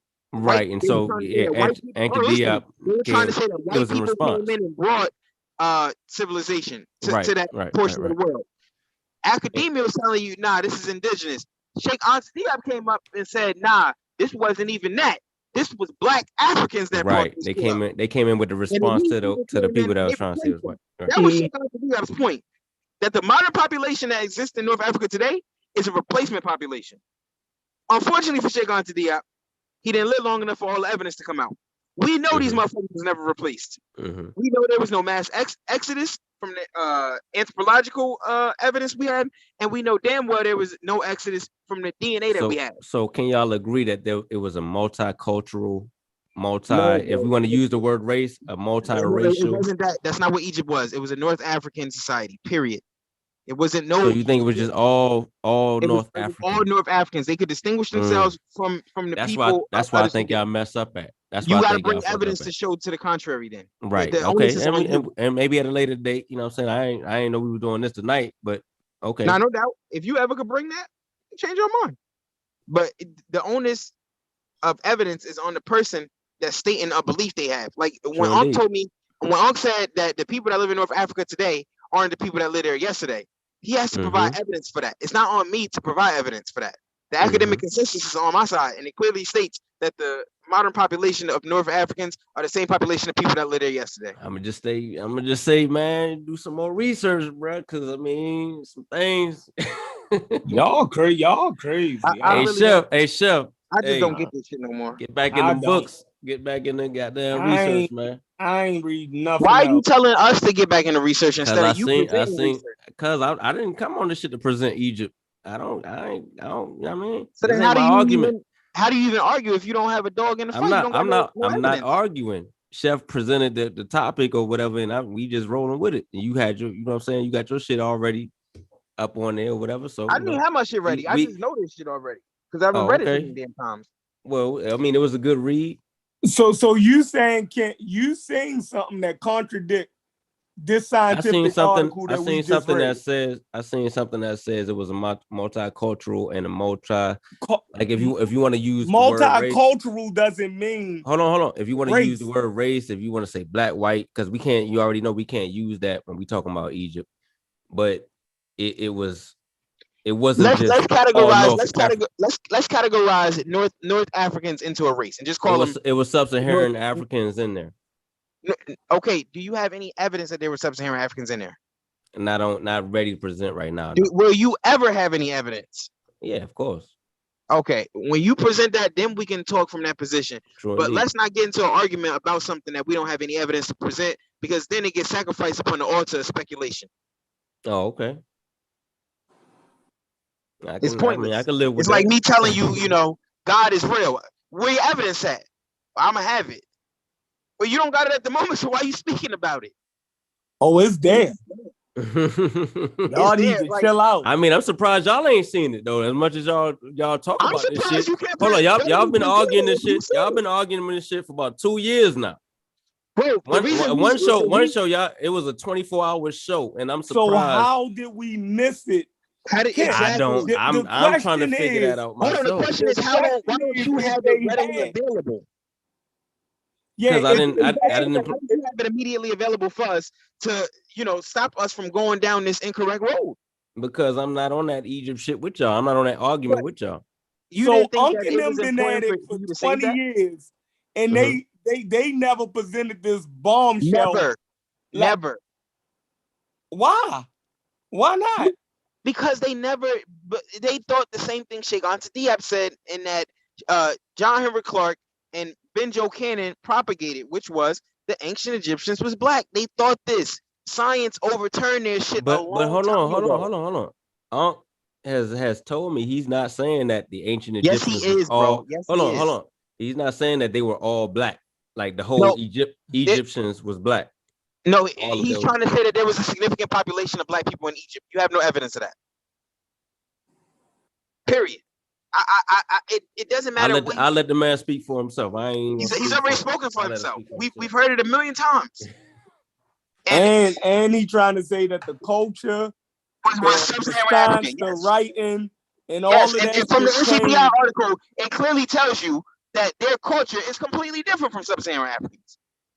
I remember the other week they were talking about some veneration of the mother. And see, that's Sub-Saharan African right there. Who the fuck told you that you had a fucking patent on venerating your mother? Who the fuck told you that? It's crazy. Like they done monopolized what human being groups can do culturally. That shit is crazy. What other source do you have other than this one you just presented to show that? What other source for what? To show that Egypt was a all North African population. Bro, what other source do I need? I mean, you can't just go with one source. That wouldn't be. Oh my God. Yo, hold on. Time out. Surely you got at least 2 or 3. I don't need another source. I'm not being contradicted. I don't need another source. Why wouldn't you? Hold on. So you could see one source and you just go for one source? I'm not, bro. That's not how this thing works. I like. No, scientists use multiple sources, interdisciplinary and all that. Right? Where do you think the bulk of the information from this NCBI article came out from just one field? All I'm asking you is if you have another source besides this one. Is this the only article you could come up with that actually supported your argument? This is the only article that I'm presenting. Do you have any others? I may, but I'm not into that right now. Hold on. No, you just said if you make a claim or whatever, if you make, you know what I'm saying? Something. Y'all got to disprove that article. Exactly. You have to disprove. No. He's making a claim. I'm just asking the brother if he has another source that backs up this source and everything else. Okay, then. Okay, go ahead. Let's present it. Put it all on the table tonight. Hold on. Time out. Hold on. Let's stop something real quick. You haven't debunked shit I put up. I'm not trying to. I'm not trying sources. to, bro. I'm letting you do. I'm letting you rock. Hold on. What is our conversation? I already rocked out. What our conversation is revolving around now? Another source. He's saying you got to prove it again. Why do I have to prove I'm not saying he has to prove it again. I'm asking him for another source. That's all. Why are you asking me for another source? Is the question. Because I'm asking you for another source. I have to have a. Okay, you just repeated yourself. Why are you asking me for another source? Answer the question. Don't repeat yourself. I'm just asking you for another source. Yeah, that's the third time you repeated yourself. I don't know if you're hearing yourself, Kent. I'm asking you the reason you're asking for another source, and you're repeating because I'm so that you can have more than one source. Not an answer. So that you can have more than one source. For what, Kent?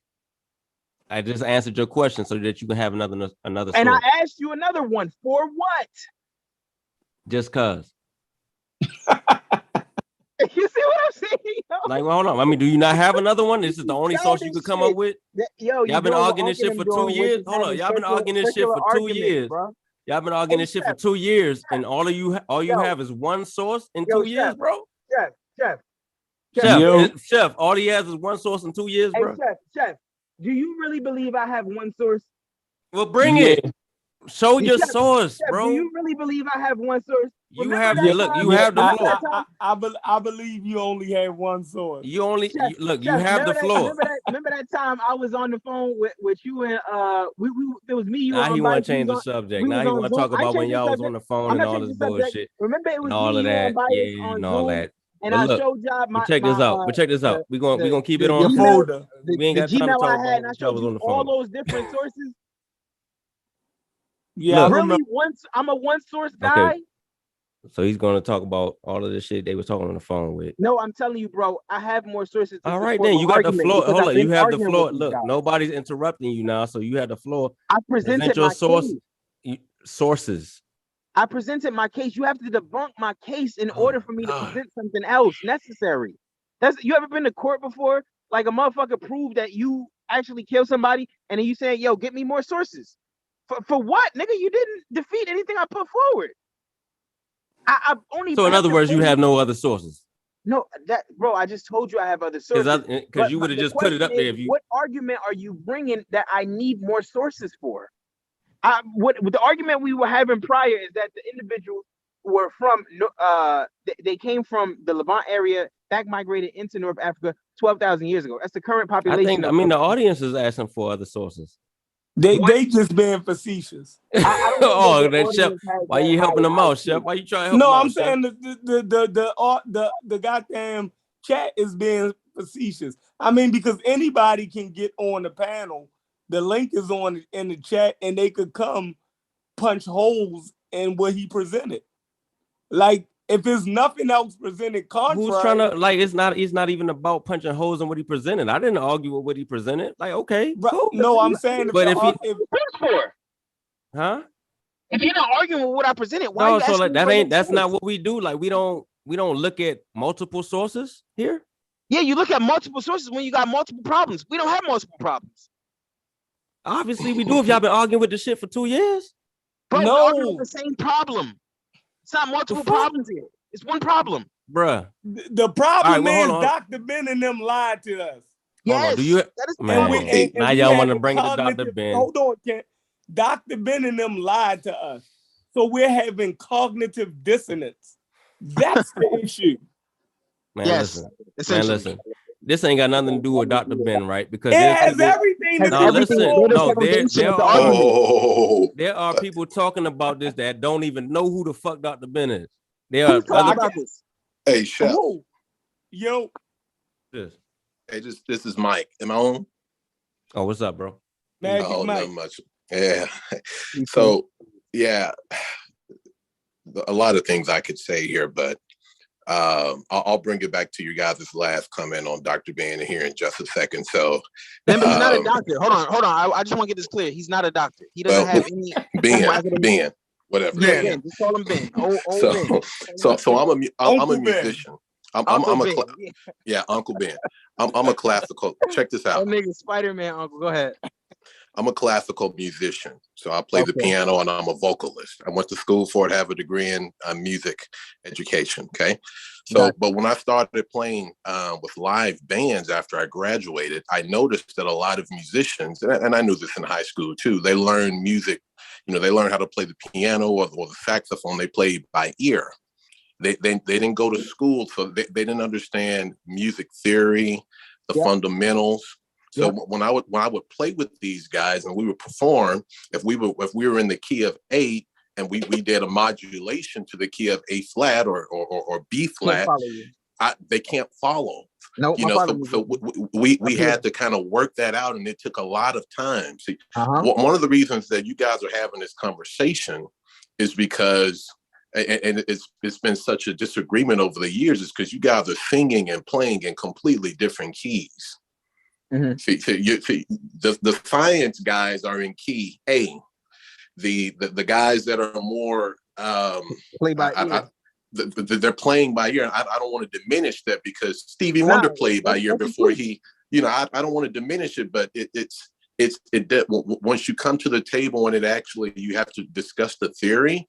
That's going to always rule the day. That the theory is going to rule the day. So, of course, the way that we were able to work it out in the band is we had to solidify around the things we agreed around, and then as we focused more on what we agreed on, we were able to eliminate and reduce the amount of things that we agreed on. So if we just start right now, we agree that the people in Egypt right now are neither black or white. Yes or no? Yes. Okay, now. Hold on.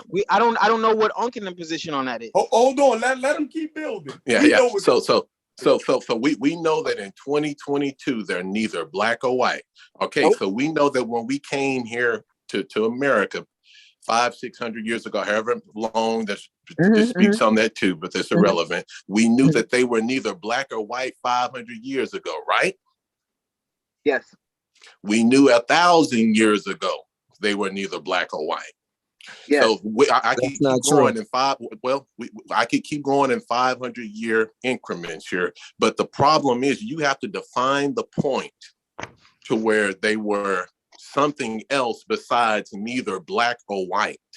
Oh, that happened when white people, you had white Eurocentrists in the academic circles that were trying to make the accomplishments of the Egyptians that of white people. When that happened, Sheikh Anta Diop got emotional and he responded feeling that white people were trying to take all human advances and accomplishments for themselves. And he immediately retaliated by saying, no, these people did not come from outside of Africa into Africa. you trying to make Africa seem like it didn't have any civilization of its own. These people, these people were black Africans that were replaced by Arabs essentially. Yeah. See, what I'm saying now in 2022, when we talk about ancient Egypt, we're really talking about 3,500 BC and up. We're not talking about 8,000 BCE. It's completely irrelevant.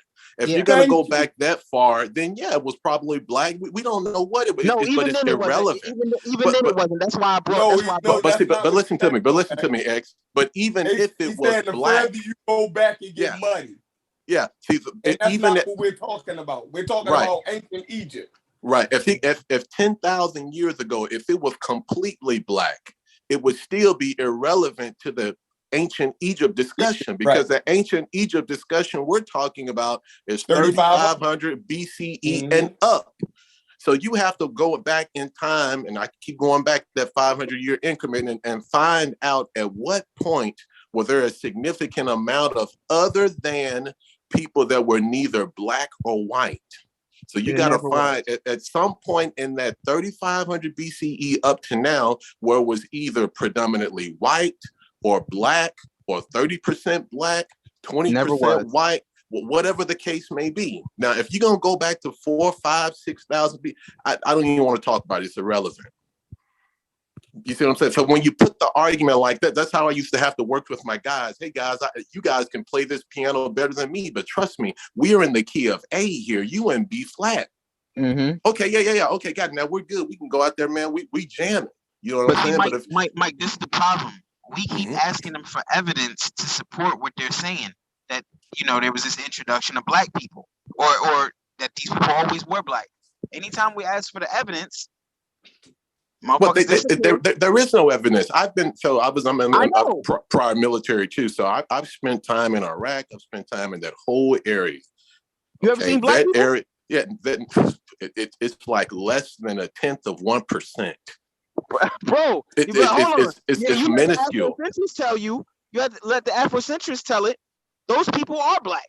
No. If you go to listen to me. If you go to Kuwait now, if you go to Israel, if you go to Egypt, the Egypt that we're talking about, Cairo, that whole area, not Sudan, some of these other areas, if they are neither white or black. Nope, it's just those Arabic looking people. Right, and that's today. So you don't have to prove that there's something else besides white or black. You make them prove. That's what we're trying to do. I asked them for the evidence. There is no evidence have it at the moment. There is no evidence. I know that, but they apparently believe that there is evidence. See, the issue. See, it's not about black or white. It's about relevancy. And see, we want to, for some reason, claim a certain amount of relevancy as to what was going on in this time span. If Egypt hadn't built the pyramids, if Egypt hadn't had that awesome civilization right back then, we would not care about trying to claim that we were that. Exactly. Yo, that's why I brought in the last episode. I asked, how come I don't see none of y'all claiming Libyan history? Right. And you just hear crickets. I don't see Wujabu with a Libyan name. I don't see Uncle the Libyan name. Or any other North African. Yeah. So none of that shit. It's just Egypt. It's just Egypt because that's what was popping. No, they do cut. They they claim Morocco because of the Moors. Because of the Moors, yeah. Right. Last thing I'll say, man. Last thing I'll say is, X, you mentioned this earlier about transportation. I don't know if everyone is understanding the logistics of not having interstates, not having modes of travel, not having bikes. Now, people were isolated from each other. Yeah, people. I spent some time. Yeah, hold on. But let me go ahead. He gonna take you to the now. Hey, how you doing? How you guys doing? Good. Who this? Oh, Glarkin. What's up, man? How you doing? What you about to come up with now? It's some crazy shit. Nah, it's not really crazy, but you talking about they didn't have no bikes. They were so isolated and all kind. Come on, B. Come on, man. Listen to me. Hold on. hold on. Okay. Did the Egyptian, if there was somebody different than the if they were so isolated, right? Like you say they were isolated, right? I Who didn't the say they fuck were is, isolated. you say you I said they had limited modes of transportation. Limited okay, modes of so transportation. hold on, let me talk to the brother. So they had limited Travel. transportation, right? Travel Yeah. transportation, right? So so are you saying that because explain, I don't want to put words in your mouth. So Okay. you were saying that because of they had So, limited. yeah, so I was Say saying why. that to Yeah, say that in order for someone to travel okay. thousands of miles, even hundreds of miles, there has Right. to be an incentive. Mm-hmm. I have to need to want to take my family or take the Right. group of strong men that are around me on this journey. Now Okay. that I've decided I need to go on this journey, I need to have modes of transportation. I need to have logistics. I need to have food supply, water supply. I need to have all these things to make me get there so I can be safe. And then, Okay. and still, there's a tremendous amount of risk for me getting there in the first place. Mm-hmm. So you think about modern day today. Give me 30 seconds. Think about modern day today. Think about Chicago, New York.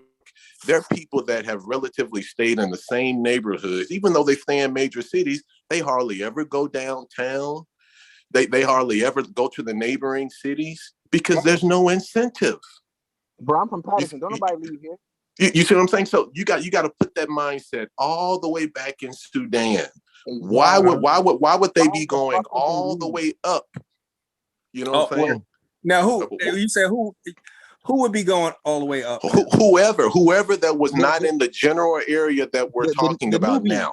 The Nubians, why would they be going all the way up? Yeah. Whoever why would is it be not going in to that area. hold on. So I can understand you right. Why would it be going to Egypt? To Egypt, right? Yeah.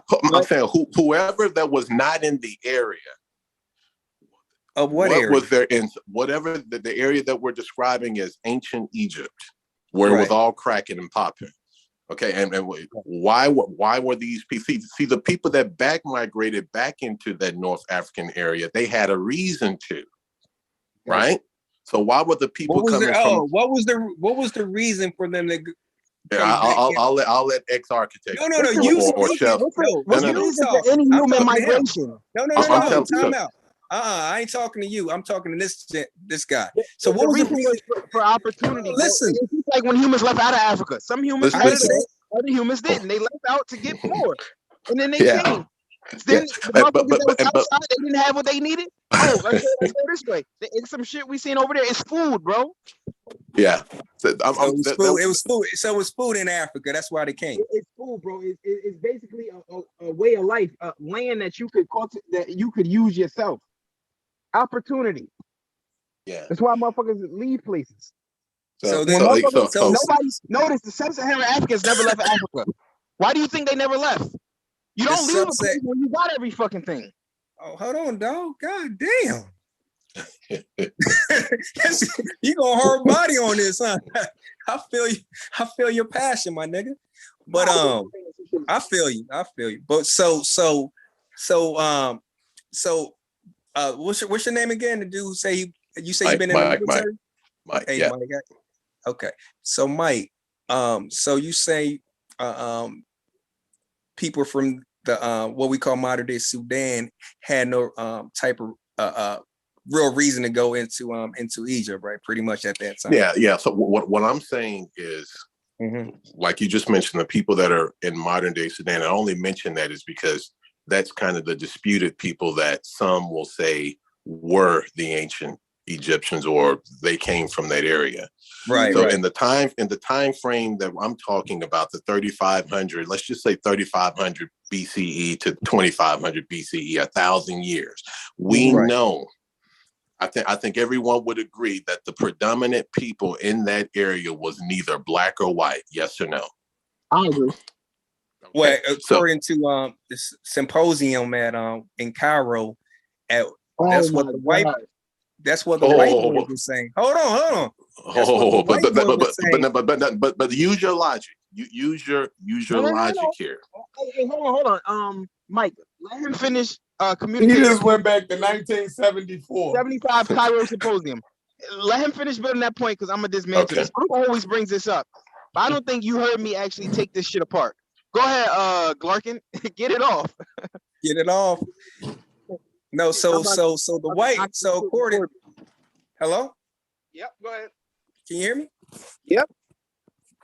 Okay, so yeah. So basically, I want you to tear this up, right? So, so in, what was that? 74 or 75? 75. All right, it was 75, right? So at the beginning of it, the what was it, 16 and 17 European versus 2 or 3 so-called African centric, whatever you want to call them, right? Their whole agenda. Hold on, what you just said? What did I say? What? Well, It was 3 against. It was 3 Africans versus 16 or 17 different scholars in that field, right? Okay, I thought you were trying to break them down in the European groups and African group. Nah. But anyway, at the beginning, Stop stopping them, yo. All right, pardon me. No, in a synopsis, in the beginning of it, the European was saying no, North Egypt, North Africa were white folks. Am I right by saying that at the beginning stage until Sheikh and Albanga and hold on, I don't mean to stop you, but I didn't hear what you just said. God. Now, what I'm saying at the beginning of the conference, right? Mm-hmm. They came in, the European whites, the European scholars say no, the Egyptian were white. Then later after Sheikh, hold on, let me clean it up. You had a small group of white people in academia that were saying that. That wasn't the bulk or the main population of academia saying that. They did not. It doesn't matter, but they were saying that, right? Pretty much, right? And Sheikh, No. hold on, let me finish. And so, in a small group, like you saying, not all of them. Most of them were not saying that. Most of them wasn't saying that. Okay, most of them That was wasn't the saying that. You're in different keys again. See, because there's different there's different understandings. Somebody believes this is the issue. Somebody believes that the extreme of Eurocentrism was the predominant, and it wasn't. That was the extreme view. And that's what brought Sheikh onto Diop's Afrocentrism. He's the grandfather of Afrocentrism. You got to bring it back to the commonalities here. Okay, at one point, the predominant population in North America was in what we call the United States was what? Native Americans. Native Americans. They're not anymore. Something happened to change that. Yeah, they were. That's two different arguments. Listen to me. Let me go. Listen to me. If there was a point in the Egypt area to where it was predominantly black or white, what happened? That's two different arguments. We know the event. We know the event that made the Native Americans. Hold on. Let me ask you a question. What's the event that changed to where this new people came in and now they're the predominant? That's two different arguments, though. That didn't I'm trying to get you to understand it a different way. Because if these people are there now, we can establish the point that they weren't there. Mike, hold on. Mike, hold on. Let him finish with his Cairo Symposium. Go ahead, Glarkin. Yeah, so basically, at the end of the day, most scholars came to agreement that, like what we know now, that the Egyptian was not black or white, right?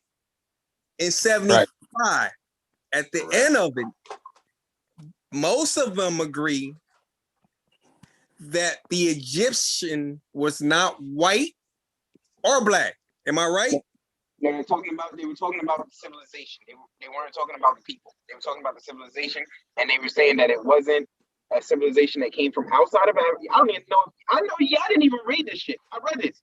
They didn't. Oh my God, yo! It said that the civilization did not come from outside of Africa. That it was an indigenous African civilization. took that and thought they were saying, "Oh, it's an indigenous." No. Hold on. No, that's wrong. Hey, Glock. That's wrong.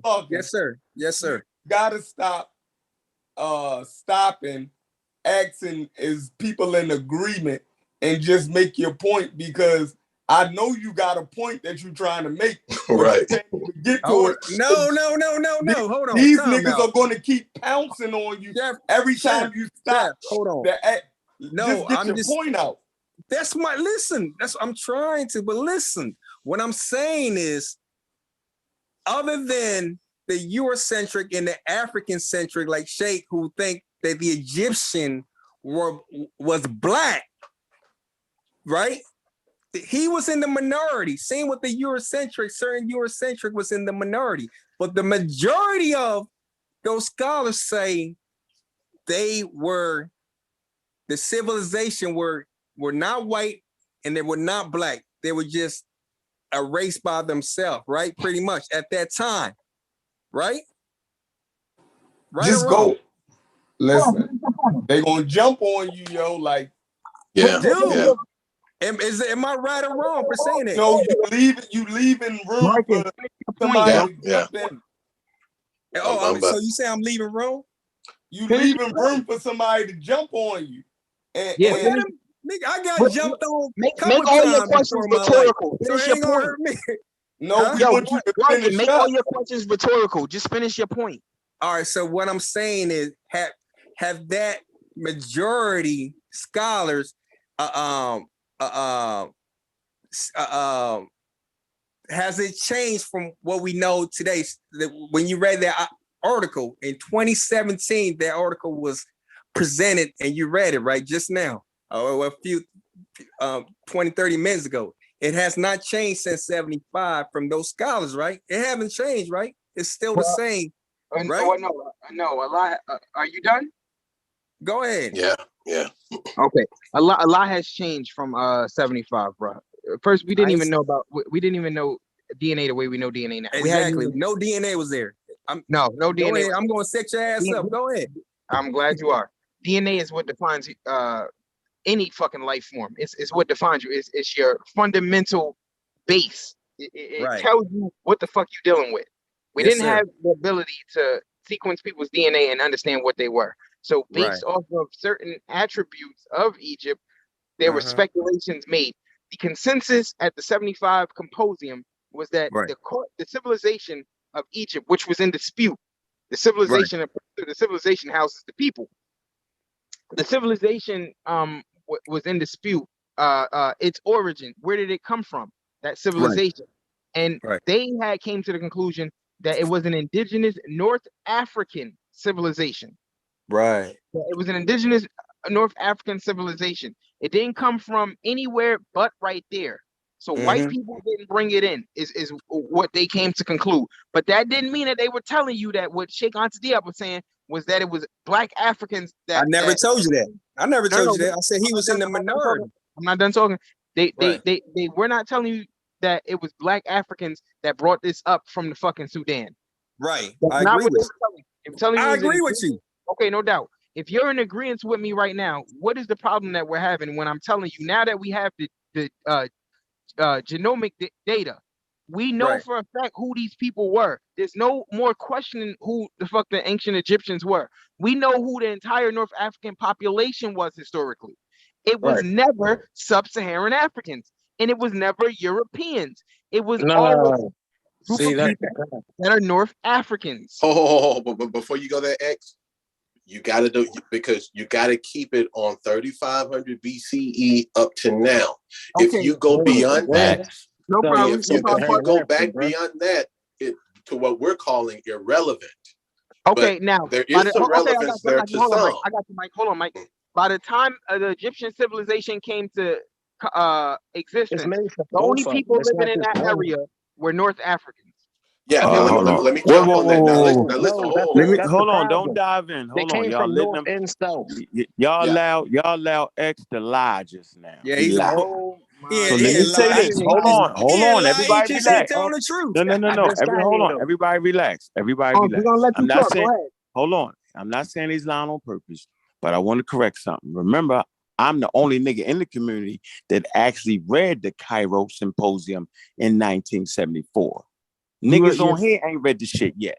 So it never said that they was indigenous North Africans. What it said was it was neither a white civilization or a black civilization. It was an indigenous African civilization, not an indigenous North African. It said it's an indigenous African civilization with dark to light complexions, more darker towards the south and lighter towards the north. Simple as that. No, it said nothing about no North African population. And I'll mute my mic on that. That's a good point. I just got here, yo. Can I say something real quick? I don't mean to interrupt the conversation, but can I say something real quick? Okay, truth. Y'all gonna laugh about this shit, man. Because it's funny that y'all having this conversation tonight. I just got into a whole argument with my girl, her friends, and everything about are African Americans racist? I said, yes, African Americans are racist based on the definition of racism. You know what I mean? And it's a whole fucking like, yo, I had to leave the house. Like, I literally had to leave here. Like, yo, the shit was, the shit is out of control, yo. Yeah. Hey, get back to our point though, because that's a valuable point that was made. What the point is, because what Unc just mentioned is important because you got to be in the same key. I'm gonna keep coming back to that because if you deviate, you're sharp or flat, either way, it's gonna throw everything off. You got to focus on what you agree on. I mean that's my basic point. I don't want to be repetitive, but we know they're not white or black now. You got to go back and once somebody's able to tell me in the time frame we're talking about that they were either white or black or something else besides they are, then we can talk about it. I got you. But as far as we know, I want to address what Unc put forward just now, where he was, where he said I lied when I said that it was an indigenous North African civilization. I provided you with clarity because no, man, you said the source at Cairo. I let you talk. Yeah, we don't need your clarity. You're not the expert, though. I'm talking now, Unc. So pause yours for a moment. And then when you talk, I'll pause mine. Neither one of us the experts. When Unc said I was lying, when Unc reads the shit, Unc interprets something completely different. No, I don't. I'm not done talking, Unc. Pull it up, though, nigga. When Unc, me and you ain't got to talk. Pull it up. You pull it up. You pull it okay, up. You I'll pull it up. Hold on, pull it y'all up. gonna make the point, yo? I'll pull it up. Now, there ain't no point. The point is, if you're not expert, you're not allowed to alter the shit. You can't tell me what them people was thinking about. That's bananas. Bro, you're cutting into my time now. Remember, you I'll always pull it up. You always be mad when I interrupt you. You interrupted me right now. I'll pull it up. Now, hold on. When it says it was an indigenous African civilization, but it doesn't specify what it means by African. And so because of this, Unc and the rest of the Afrocentric community misinterpreted that to mean, Sub-Saharan African. Because heretofore, we have always, as African Americans, only associated the word African with what? Black Africans. We didn't know that that's why wearing... I wouldn't even go into that. Hold on, I'm not done. When you see us wearing African symbols and shit, you see, remember Dr. Khaled had the whole continent of Africa. Khaled never realized that northern part of Africa ain't African.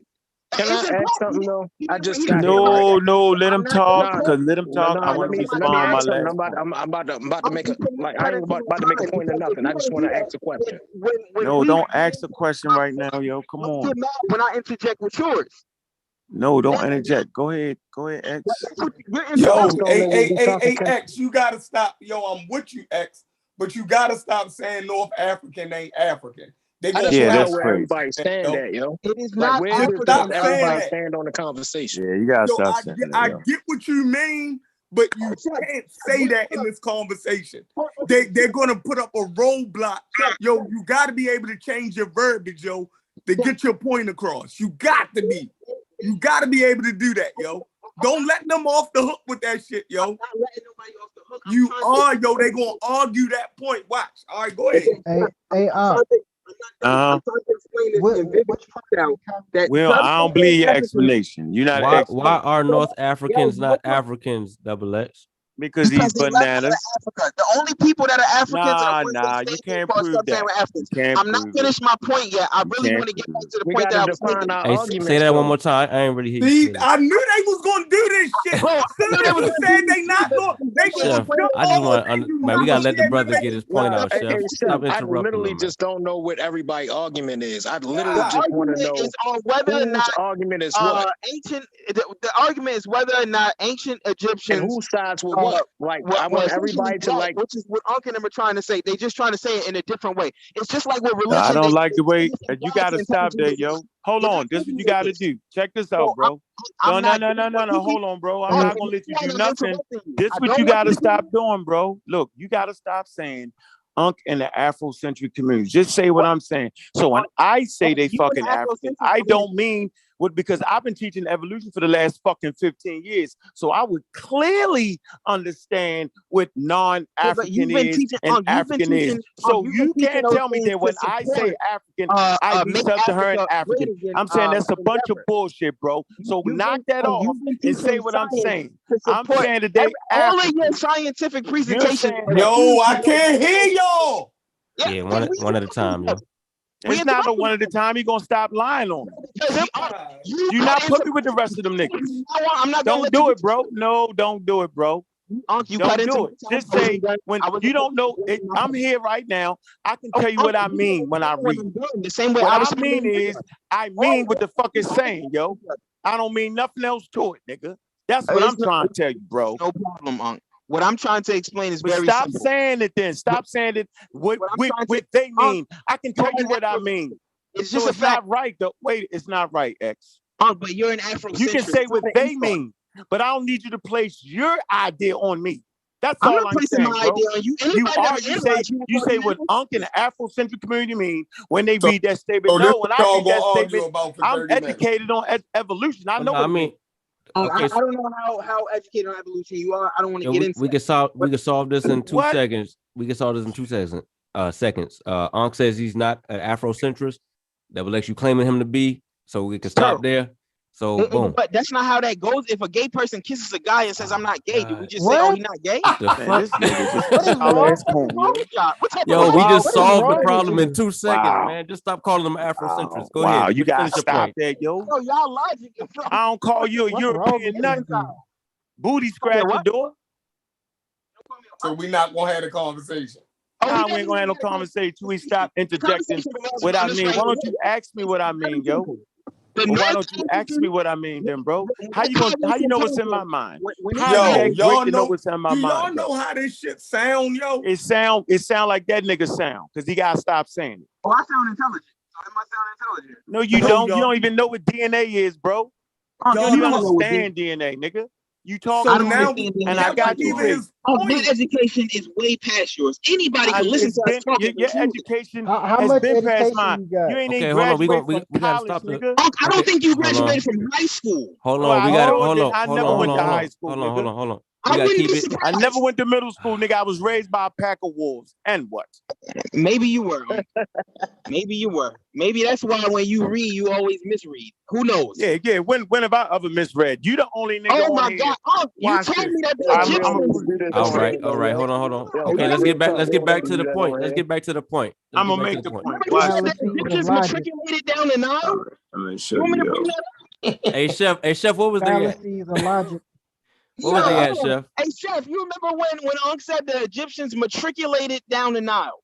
So y'all going You hold got a on, lot of y'all black stop. people who. So Wait a now minute. y'all going to result to insulting each That's what other I'm saying. Like instead of it don't even. getting the information out.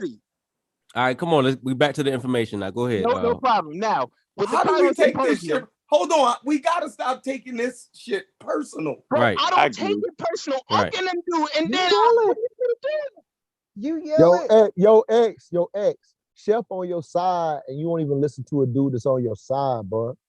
Chef's on your side, he's giving you game, and you ain't listening. I ain't on no side right now. X is just, Yeah, I ain't on no side right now. but he's trying to give you game on just navigating the That's the wrong conversation, word. and X is passionate. you letting your yeah, that's fair, but he letting his ego get in the way of listening to somebody who agrees with him. I'm not on either side right now, but he need to learn to listen. Okay, I'm trying to understand what you're saying. No problem. Now, the whole you thing. just disregarded it. You just disregarded it. I didn't disregard it. You Chef, said that you he really needs need to learn to listen. you That really Chef should is listen to what Chef's telling you just for the navigation of the conversation. I don't know who's right now, but he's giving you game on how you should even articulate what you're saying, and you're missing it. Part of the reason you resorted to insults, and this is just what humans do, is we're letting our ego get in the way of information. It's the only time humans do it. And you say you're not doing it. So I'm gonna read it. Listen. I'm gonna read my statement. I'm gonna read my source. And I'm going to shut up. I'm sharing the screen right now. It's shared on the screen. Gotcha. The title of the argument is The Ancient Egyptian Race Controversy. And I agree with the article. Here you go. Position of modern scholarship. None of us on this motherfucking panel have produced scholarship. So we are relying on the experts. Here you go. Hold on, I thought you was gonna put up the Cairo Symposium. Man, God damn. Modern scholars who have studied ancient Egyptian culture. Just stop saying people are lying when they have information wrong. Don't say people are lying. Stop. Man, I'm gonna say lying because he said it 100 times. How many times do it become a lie, yo? If it was his first time, I understand that. But he said it 30 times, and then you cut me off in the middle to read my source. Let me read my source so I can go. Because it's still. I don't care. I don't give a damn. How about that? I don't care. At a certain point, once a man say, yo, that he's such and such, then you gotta accept it, though. You gotta accept it, bro. Yeah, you could accept that. What if I keep telling you? Okay, hey Montoya, when am I lying if I say you didn't create mental dialogue? How many times I gotta say that before I'm lying, nigga? How many times, Montoya? How many times, Montoya? It's a bad analogy. It's a good one for me. You have created mental dialogue, bro. So if I keep saying you didn't create mental dialogue, how many times before I'm just doing that shit on purpose and I'm lying? Come on, yo. It's a good analogy for me. Misinformation, yo. You got to understand the difference between misinformation and disinformation. It's still a damn lie, nigga. So is it misinformation what he's doing? A lie is intentional. Yeah. Not when you I'm saying 3 years later. Hold on. I'm saying 3 years later is fucking intentional. So let me read my source. Intentional, yo. Yeah, Okay, let me read my source. We went let me read my source. Why can't I read my source? It's right here. Here's my source. Like both y'all need game on how y'all deliver the information. All right, I don't need no game, Montoya. Now you need to let somebody read the source, Montoya. Relax, you don't need to moderate this. I'm gonna read my source and I'm gonna leave. My source is gonna answer all the questions and it's on the screen. Right before you read the source. Why you even said that? Just read the fucking source. Okay, I'm trying to read the fucking source, but you talking. No, you said the me. motherfucker was lying. I did. Okay, but you interrupted me. You could have said that. All right, y'all. You added your shit instead of just reading the source. You could have just I was trying to read. I was in the middle of reading. But you also called him a lie. You also said he was lying while you was reading the source. Hey, the audience is waiting. That shit. The audience is waiting for the source. You a damn lie, Montoya. I didn't call a nigga lying while I was in the middle of reading the source. Man, you a damn lie. You just lied, nigga. You did. Yo, hold on, y'all. I did not, Montoya. We are now 2 minutes into the argument. Somebody a liar when I read, motherfucker. Let's go to the source. Let's get to the source, man. Who said that? Who said mine? I'm sorry. I just got a phone call. Y'all got to go out and come back in because I got a phone call and messed up my volume. Oh, you good, bro? I can't even hear y'all right now. You good, bro? All right, good. Get off. He said, motherfucker. Here you go. Modern scholars who have studied ancient Egyptian culture and population history have responded to the controversy over the race of the ancient Egyptians in different ways. Watch this. At the UNESCO Symposium, that's the Cairo Symposium, on the peopling of ancient Egypt and the deciphering of the Hermetic script in Cairo in 1974, the Black hypothesis met with profound disagreement by the scholars. There you go. Similar, none of the participants voiced support for the early theory where the Egyptians were white with a dark, even black pigmentation. The arguments for all sides are recorded in UNESCO publication, The General History of Africa, with the origin of the Egyptians chapter being written by the proponent of the Black hypothesis, Cheikh Anta Diop. At the 1974 UNESCO conference, most participants concluded that the ancient Egyptian population was indigenous to the Nile Valley and was made up of people from north and south of the Sahara who were differentiated by their color. What the fuck is we talking about? And I'm no, done. you're not reading that right, yo. Like I agree.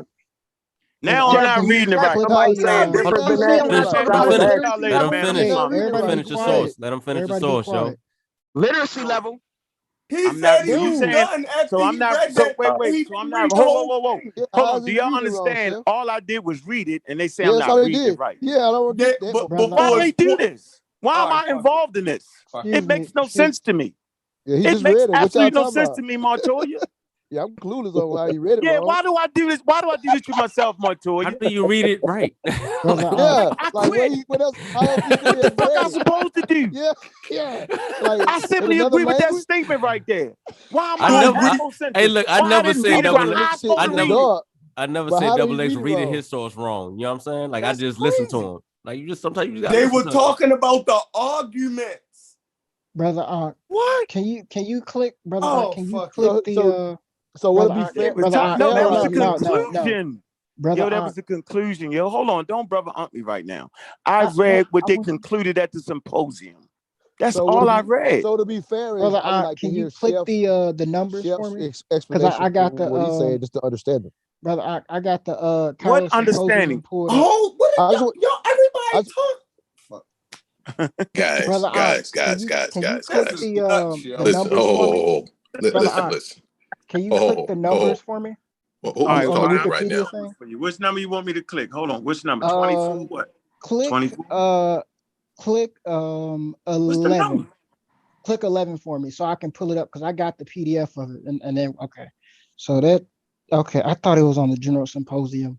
It is. I got it. General Africa. Book 2, I'm just part trying to 2. look for African Civilization by Berkeley, California, yo.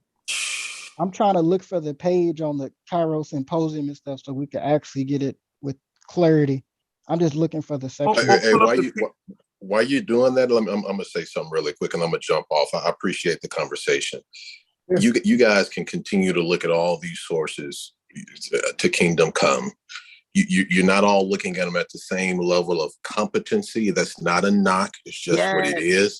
You all don't have the same level of experience. All of you guys are brilliant. You're wise. You're intelligent, but you're coming at this from different angles. The questions you got to ask yourself is this. In the time frame we're talking about, that 3,500 to now, the great achievements that this civilization achieved, you can name the top 5, top 10.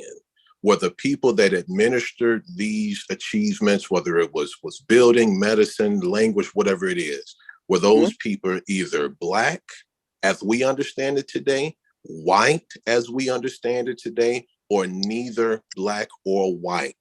Neither Black nor white. Now, if you can answer that in the time frame we're talking about, get away from the geography. Get away from all. Just think about what we know ancient Egypt is today. That area, the people that administered the great achievements during that time. Which category? A, Black. B, white. C, neither Black or white. All right, and then you guys can move on with peace. Based on my DNA that I got from 23andMe, I am like Ramses III is a distant cousin. Yep. Okay. Like, I think we are. But answer the question. I don't mean that. That's irrelevant. Yep. No, I understand what it means. I'm just saying that we are like, yo, I'm Black. No. I don't know. Okay. Let me do this. Now, Mike, ask that question again to the entire panel. Ask that question again. Here we go. As we understand it today, what Black and white is, and we all understand that pretty much the same. Let's not play games. Yep. Okay.